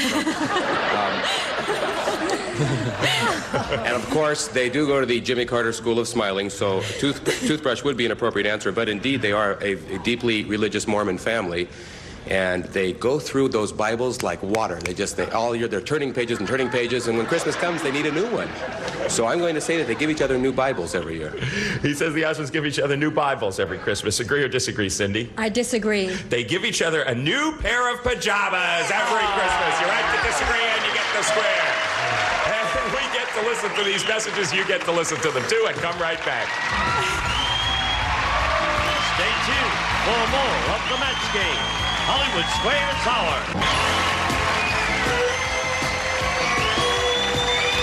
Now, back to John Bauman and the Hollywood Squares.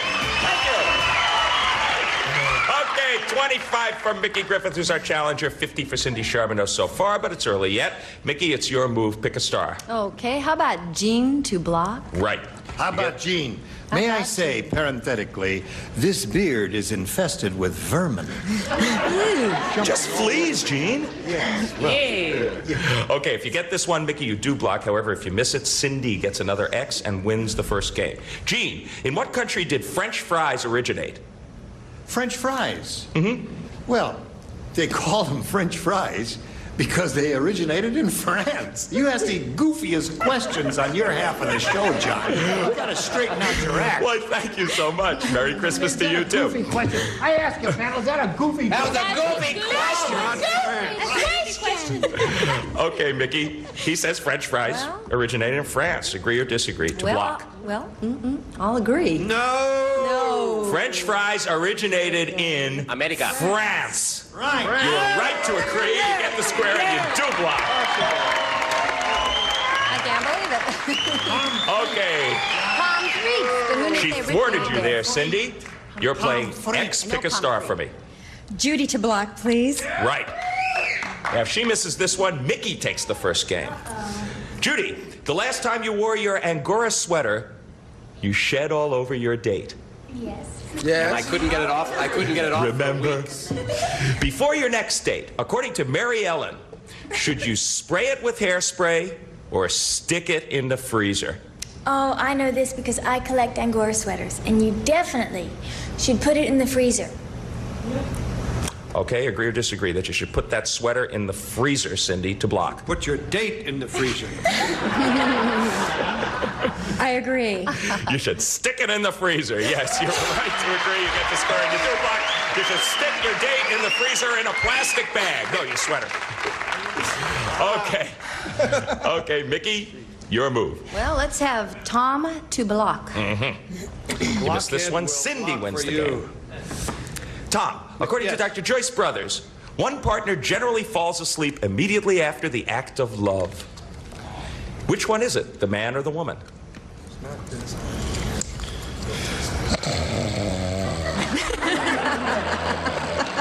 I don't know. I was asleep at the time.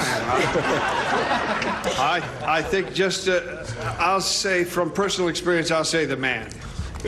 Okay, Mickey, he says the man falls asleep that immediately. one time, John, it was me. He says the man falls asleep immediately after the act of love, generally. And from personal experience, I'll agree. The man it is. You were right to agree. You get the square and you do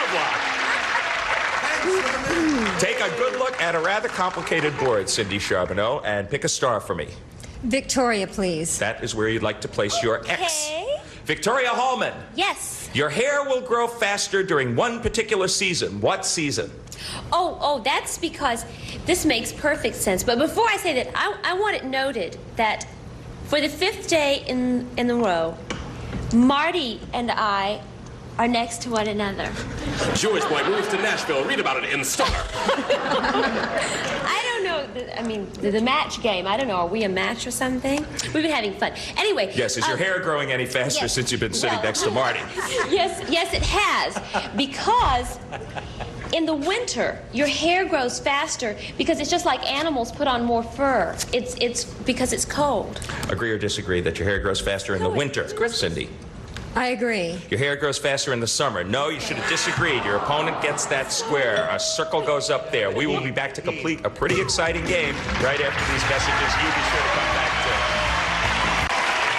75 for Cindy Charbonneau, our defending champ. It's 100 so far for you, Mickey Griffith. However, it is your move. You have, I should point out, 4 O's up on the board. Our rules state that if you get 5, you win the game. So wherever you go, if you get the square, you will win. Pick a star. Okay, let's have Nidra, please. Nidra Voles. Hello there. Which lasts longer, Nidra, the flying Dumbo ride at Disneyland or your average hot flash?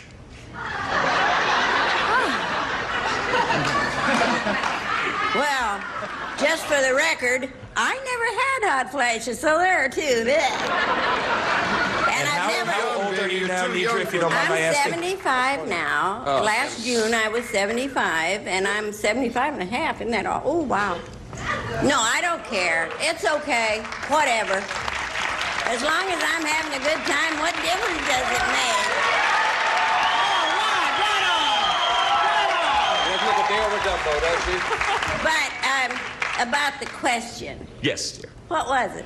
Oh, I don't know. I threw it. 75, the Flying Dumbo ride at Disneyland, does that last longer, or does your average hot flash last longer? I would say probably that the Dumbo ride is a little longer because hot flashes are boom, boom like that, I think. Somebody said that, I don't know.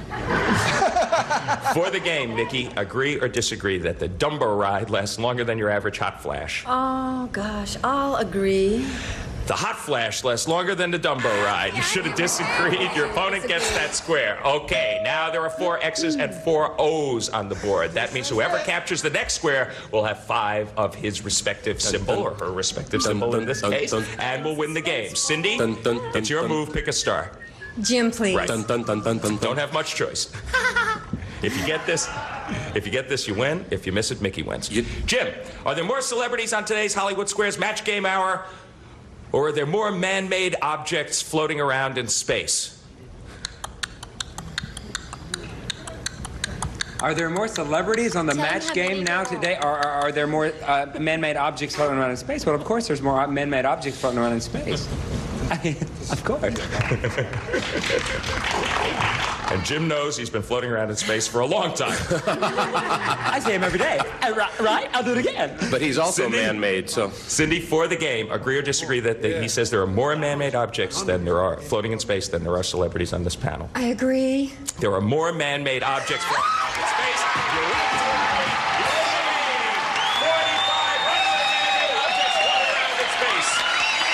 4,500 man-made objects floating around in space. Many of them have landed here. Time is up. $225. Cindy Chabot. Once again, you're our champ. Congratulations. Okay, she obviously knows where to go. She has left to join Gene Rayburn and get set for her shot at the big money. Mickey Griffith came up against an excellent player. You're leaving here with $100. Of course, our best wishes for a very, very merry holiday season to you, and our thanks for playing Match Game Hollywood Squares. You're great. And now, Gene Rayburn. Okay, John, here we are once again. Cindy, you've been here before. We congratulate you. We'll be back with Cindy and our 9 celebrities here for a go at the big money right after this.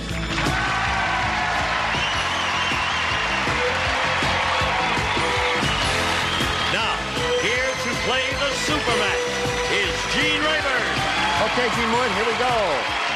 Cindy, you know the routine here. It's your chance to win up to $30,000. Let's go at it right now. We polled a recent studio audience, said write down your best answer to this. Blank lover. Blank lover. Remember, the top answer is worth $1,000, second most popular $500, and the third $250. Any 3 of the 9 may offer their assistance to you with suggested answers. John. I like Latin lover. All right, there's one. Jimmy. I say, as I only am, a good lover. A good lover. Thank you, crowd. Leonard. How do you feel about a hot lover? Hot lover. Be still, my heart. Okay, you have the 3 now. You have Latin, good, and hot. Or a good hot Latin. And, you can choose one of those or think of one of your own. Hot. You want hot. Really? All right. Oh, yeah. Okay, let's find out if hot lover is up there. Let's go down to the bottom, reveal a $250 response. Latin lover. There you go, Latin. That was there. All right. Here we go with a $500 response. Lousy lover. That never crossed your minds, did it? No way. Here, what's this? Oh, you said it. Here we go. Let's see the $1,000 answer. Hot'll do. Dear me. Red hot. Red hot lover. Has this ever happened? For Christmas? Actually, this is the first time that... No, second time? Third time. How many times? Half? You don't know. Half of it. Excuse me, I just have to ask one question. Listen, I'm sorry you couldn't match any of the answers on the board, but because you're our champion, we're going to stake you to $100 to play our head-to-head match. So therefore, at $100, now we ask you to choose a star. Remember, there's a 10, 20, or 30 concealed number in front of everyone, and we'll multiply that $100 by whatever number is revealed now as you select a star. Tom. Tom Poston. Ready, set, go. There you go. 10. 10,000. All right, so that means you are playing for $1,000 here. $1,000 is okay. Listen, $1,000 added to the $31,000 would make it $32,000, wouldn't it? Oh, that's good. Good luck to you. Here it is. Johnny Blank. Johnny Blank. No help from the audience, please. Johnny Blank. There's another one.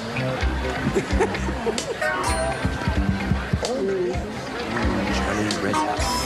Wait a minute. Wow. No mumbling. Mumble, mumble, mumble. No mumbling. Mumble, mumble. Yeah, of course. Of course.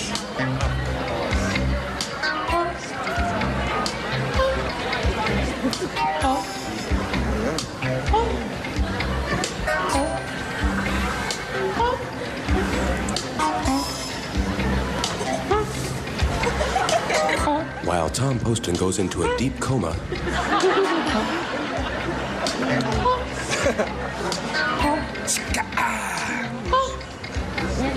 Look at it. Before Christmas, Tom, would be helpful. What do I have to do? Put it in the slot. Look at this. Oh, I'm the one, you mean? Oh, I'm sorry. You're the one. Oh, I don't know how to play the game. You're the one. Holiday for Tom. Tom Sorry. Poston takes a I was holiday. out there speculating on various ones. Yeah. I got a whole bunch of things. You know, here, but Tom, you have such a goofy look on your face. It looked as if you were thinking, and all of a sudden you're sitting there I was trying to doing think nothing. You're in a coma. All right.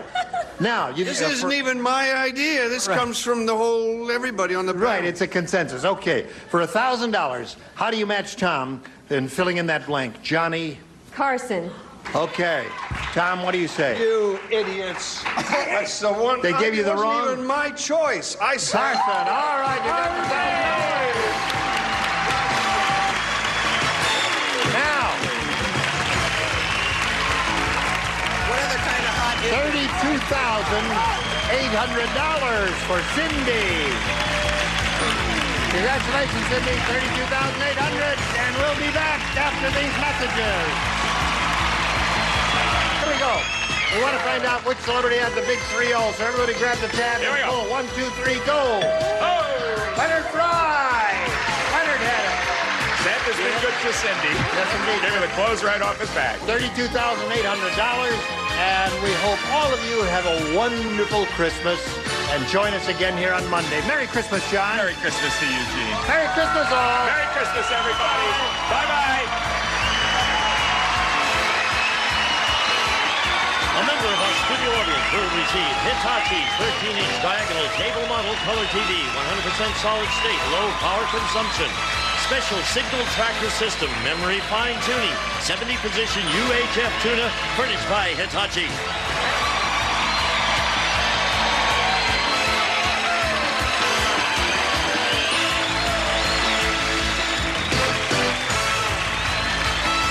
This is Gene Wood speaking for the match game, Hollywood Square Tower.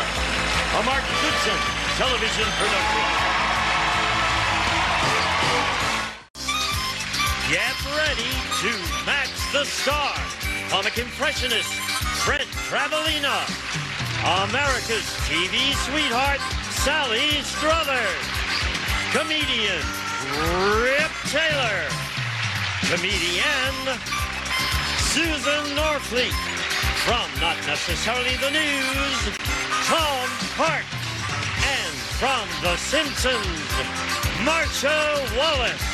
As we play the all-new star-studded Match Game. And here's the star of Match Game, Ross Schaefer.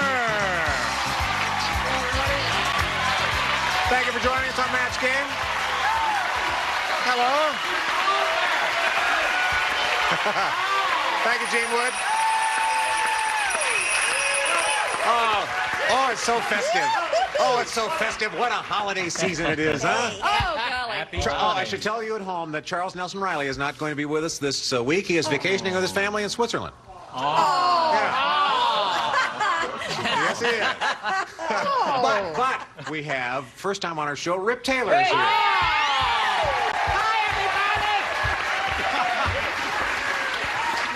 this for the holidays. Thank you very much. You were great, Rip. Yeah, Welcome these to the roots show. are dead. Thank you so much. It's windy out. Rug warnings are up. Go ahead, Ross. I'll be fine. Also, first time on our show, Tom Parks. Comedian Tom Parks. Very funny.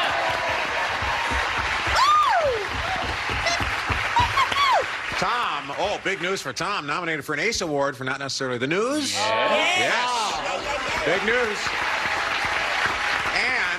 And something that we should tell the people, you have been for the last 5 years chairman of the American Diabetes Association. Am I correct? I'm chairman of the Comedy Crusade Against Diabetes for the American Diabetes Association. That's very confusing. We raised about $500,000 over the last 4 years. Wow.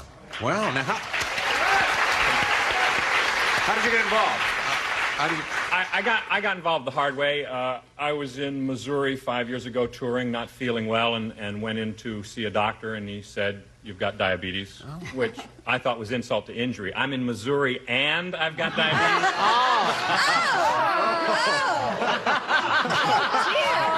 His name is Tom. A tough week. Yes, it was a tough week. Send all letters. Yeah, that's right. All Missouri. It's a joke. Is to Tom Parks. P-A-R-K-S. All right, let's meet our contestants. Hi, Tamara. Good to see you. Well, you have $1,400, and this is your second time back. Thank you.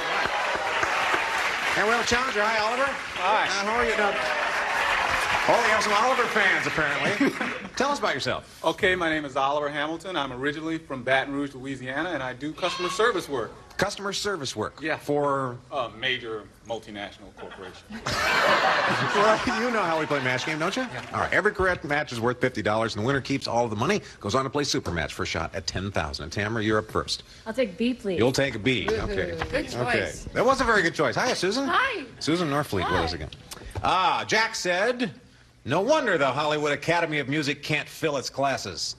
The singing lessons are taught by blank." Sally has a beautiful holiday outfit. Yes, thanks to my friend Georgette Hollis, who paints all my jackets. And she hand-painted that, didn't she? Yes, she did. You can't have them dry clean, so you can't sweat in them, but they look great. All right, here we go. Jack said, "No wonder the Hollywood Academy of Music can't fill its classes. The singing lessons are taught by..." Roseanne Barr. Roseanne Barr. Singing lessons taught by Roseanne Barr. What do you think, Fred? Well, I mean, here we are, the holiday season. There's one guy's voice that doesn't seem to lend itself to holiday music. Is Johnny Cash, you know? We wish you a Merry Christmas. We wish you a Merry Christmas and a Happy New Year, Suey. I said Roseanne Barr. There's a match.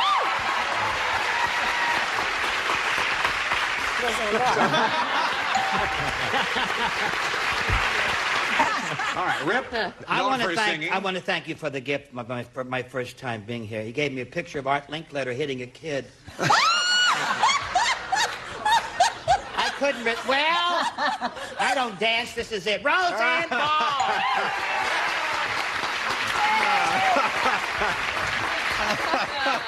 Now, when I heard her sing, Roseanne, I thought, after all those years listening to that lovely, lilting speaking voice, what a surprise.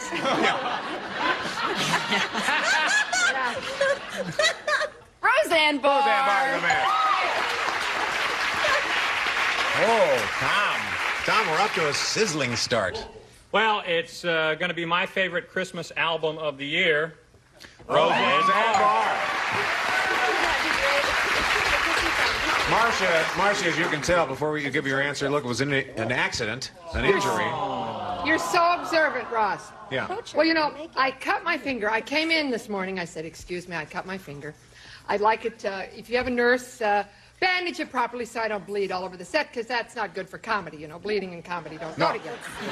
Well, it immediately became Lucy and Ethel cut their finger. First of all, they send me a security guard with handcuffs, which is very helpful when you're bleeding, and wanted me to write down a statement. Then they send me 14 knuckle bandages. This is very helpful when you're a little finger. So I went to the fabulous nurse finally, and she fit me all up and put bandages on. She gave me a little raincoat to stop infection. She did. It's just lovely of her. A little drizzle. A just veritable shower. Florence Nightingale. That's very nice. But now do you feel better? I feel much better. Thank you for letting me get that off my All right, chest. well, now the singing lessons are taught by who? Oh, I forgot. Roseanne Barr. Yeah, okay.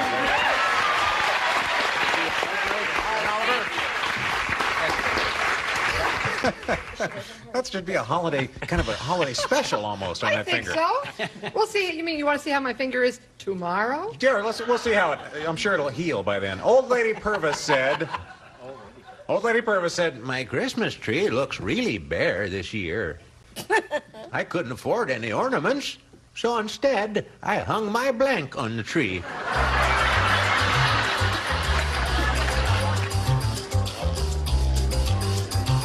Sally, how long is that answer? Well, Old Okay. Lady Purvis is Old such Lady an Purvis. interesting woman. I didn't. All right, here we go, Oliver. Old Lady Purvis has a very bare tree. She couldn't afford any ornaments, so instead she hung her teeth. Her teeth. All right, Oliver. Hung her teeth on the tree. Hello, this is Dr. Ruth. You know that if they changed that name, took the S off, it would be Old Lady Pervert. So, I said that she hung her brassiere. Her brassiere. Hung her brassiere. Hung her, well, Sally? I said her dentures. Her dentures. Rip. And then Ross gave me a group insurance policy. I get $1,000 if I'm killed in a group. Thank you very much. I put teeth. Well, it saves the joke. All right, Susan. Well, Ross, What'd you know, she hang on the tree? Oliver's from the South. I'm from the South. Tom's from the South. Every Christmas we get together and watch Deliverance.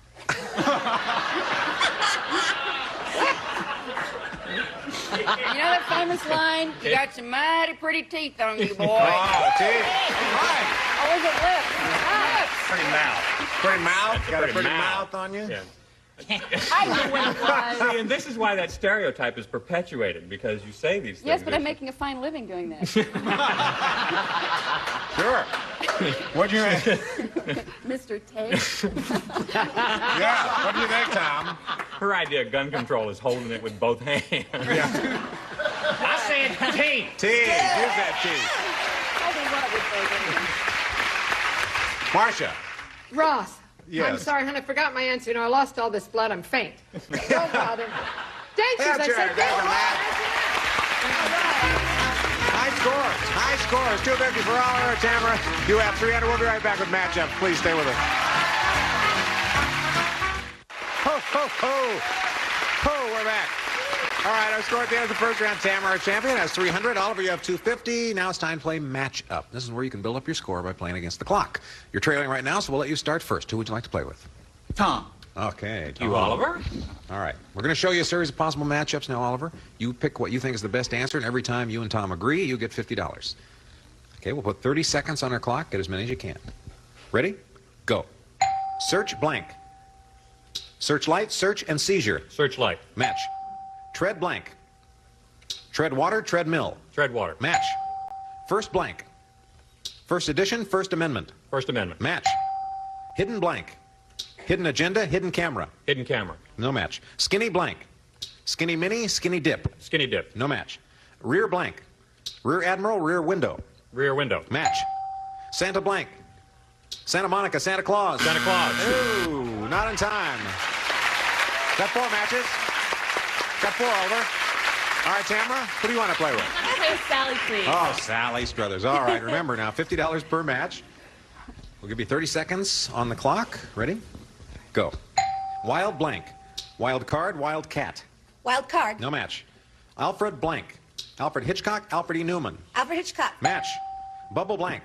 Bubble yum, bubble bath. Bubble bath. Match. I love blank. I love Lucy, I love you. I love Lucy. Match. Planters blank. Planters punch, planters peanuts. Planters peanuts. Match. Animal blank. Animal crackers, animal house. Animal crackers. No match. Animal Martin ice. blank. Martin Van Buren, Martin Mole. Martin Mull. Ah, yes. You got it in time. All right, 5 matches. 550 to 450 is our score. We'll be back after these messages, folks.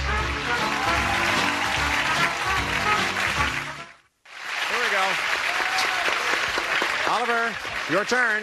A or B? A. Ah, okay, here we go. Good choice, Oliver. Try to kiss up You to got him. inside information. All right. Mean Marvin is really a mean zookeeper. How mean Is he? Well, at his petting zoo, he makes you pet the blanks. Ooh.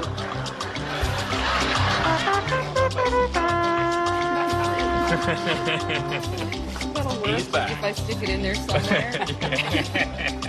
Long and lean. Okay, here we go. Everybody has their answer. Oliver, Mean Marvin is a really mean zookeeper. At his petting zoo, he makes you pet the snakes. The snakes. Pet the snakes. Oh, see, the audience is starting. Well, I don't know, Oliver. I don't know. We'll see if we can't get a match, Fred. He made him pet the porcupine. Oh, that's Good answer, Fred. pretty good answer. That's a good answer. Sally? He made them pet the porcupine. The porcupine. Yes, Rick. I mean, he was ornery. Not only was he mean, he was disgusting, and you'll get the point, too. It's a porcupine, and I thought that would be mean. Well, I like snakes. You're right. You're right. That's a good answer. How about you, Susan? I'm sorry, I didn't. I was thinking of the what all petting zoos have, of course, is fish. I said piranhas. Oh, pet the piranhas. Yeah. Pet the piranhas. I learned it. Okay. Tom? You pet them the same way they make love, very carefully. Ah, the Porcupines. Porcupines. Another whole group, your alligators. The alligators. Alligators. Well, no match there. No match there.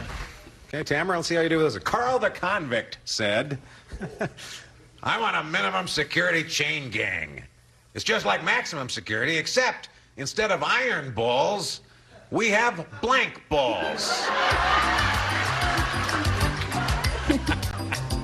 Okay, Tom has his answer. He has many answers. You could sell them to the other contestants. I think. Susan has one? Oh, yeah, I like that one too. Okay, here we go. All right.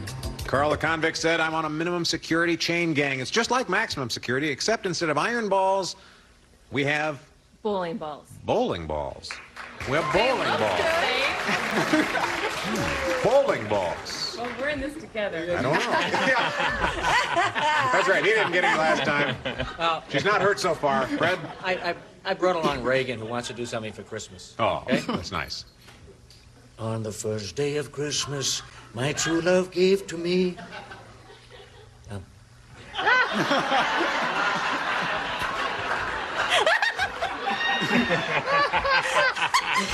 I didn't get it. I said cotton balls. Oh, cotton balls. Cotton balls. Because it's minimum security, sure. Minimum security. Sally. I said Nerf ball. Oh, Nerf Well, it was a minimum security prison, Sure. right? So snowballs would be quickly, but I put cotton balls. Cotton balls. It's a minimum. Sure, cotton balls. Susan? No iron balls. They have what balls? Oh, I'm so off on this one. Well, of course, I just thought if I'd been a guy working in a prison thing, I was sour balls. Sour balls? Sour balls? You're not helping anyone with this. Tom? Want to throw mine away, too? I went with that food thing. Cheese balls. See, Marcia? I love them with a little ripple. It's fabulous. We're talking your basic softballs. Softballs. Softballs. I know, it started great. Neither one of you got a match that time. We can change it. It's time for a final matchup now. Whoever is ahead at the end of this round wins this part of the game and a chance to play for a possible $10,000. All right, Oliver, you're trailing, so you'll go first. Who do you want to play with? Fred Travellini. Ah, Fred. Hey, okay. This time, matchups are worth $100, and we'll give you 45 seconds to get as many as you can. You got to get at least $550, though, to stay in the game. Ready? Go. Blank powder. Baby powder, gunpowder. Gunpowder. Match. Blank sport. Good sport, blood sport. Good sport. No match. Blank bono. Pro bono, sunny bono. Sunny bono. Match. Blank range. Radar range, home on the range. Home on the range. No match. Blank port. Vintage port. Airport. Airport. No match. Blank festival. Jazz festival, rock festival. Rock festival. No match. Blank rest. Arm rest, bed rest. Arm rest. Match. Blank twist. Oliver twist, do the twist. Oliver twist. Match. Blank flakes. Cornflakes, snowflakes. Cornflakes. Match. Blank jury. Hung jury, grand jury. Hung jury. Match. Blank bit. Out of time. You got 6, Oliver. You got 6 matches. That was a good job. Tamara? All right, you and Susan. Oh, Tamara. All right. I'll try my very hardest. Yeah, you have 550. You've got to beat 1,050 to win this game. All right, let's have 45 seconds on our clock. Ready? Go. Blank breaker. Jawbreaker, icebreaker. Jawbreaker. Match. Blank sign. Vital sign, stop sign. Stop sign. Match. Blank Simon. Simple Simon, Carly Simon. Simple Simon. No match. Blank eyes. Old blue eyes, Betty Davis eyes. Old blue eyes. Match. Blank coop. Chicken coop, flew the coop. Chicken coop. Match. Blank Floyd. Pretty boy Floyd, Pink Floyd. Pink Floyd. Match. Blank liners. Flatliners, ocean liners. Flatliners. No match. Blank roast. Friar's roast, Chuck roast. Chuck roast. Match and win. You did it, see?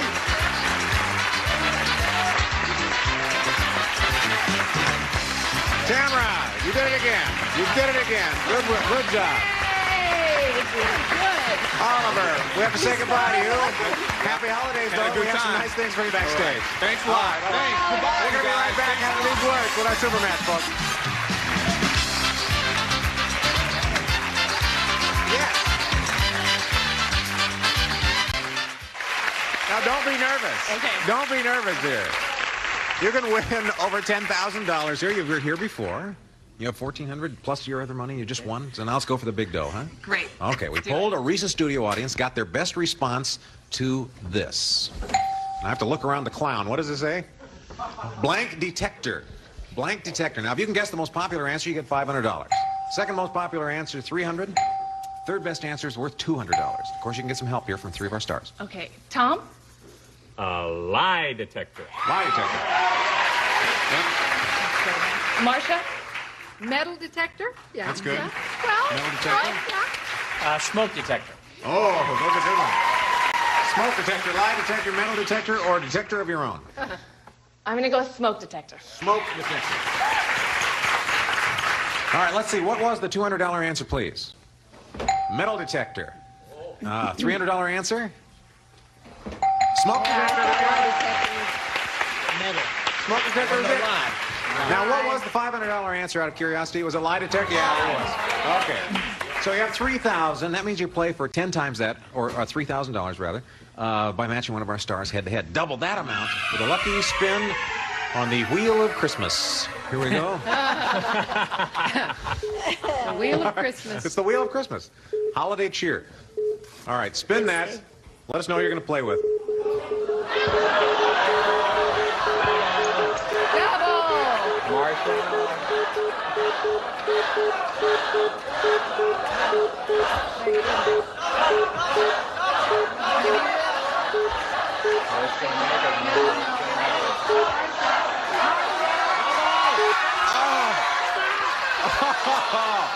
Oh, right in the middle. Marcia is your partner. Come out here, if you will. All right, you're going to be playing for $3,000 worth of little cocktail sausages. No, it's money. It's real money. And Marcia is your partner. Marcia, write down your best answer for this. Dressed blank. Have to have an exact match now. No help from our audience. She has her answer. Okay, dressed blank. To kill. Dressed to kill. $3,000, Marcia. Can you match dressed to kill? Well, all I had to do was look at Tamara. She is dressed to kill.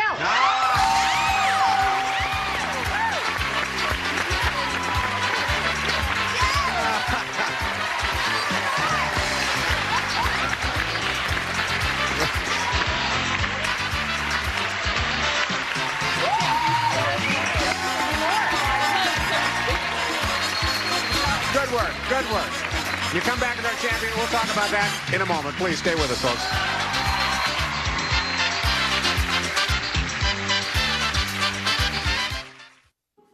Parker app.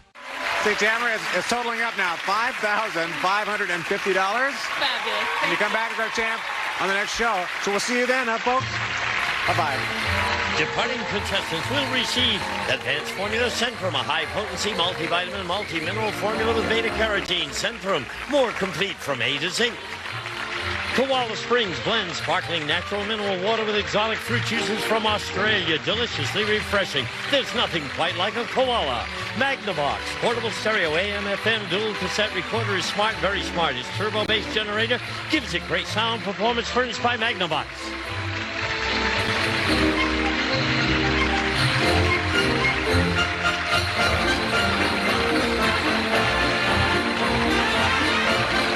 This is Gene Wood speaking for Match Game, a Mark Goodson television production.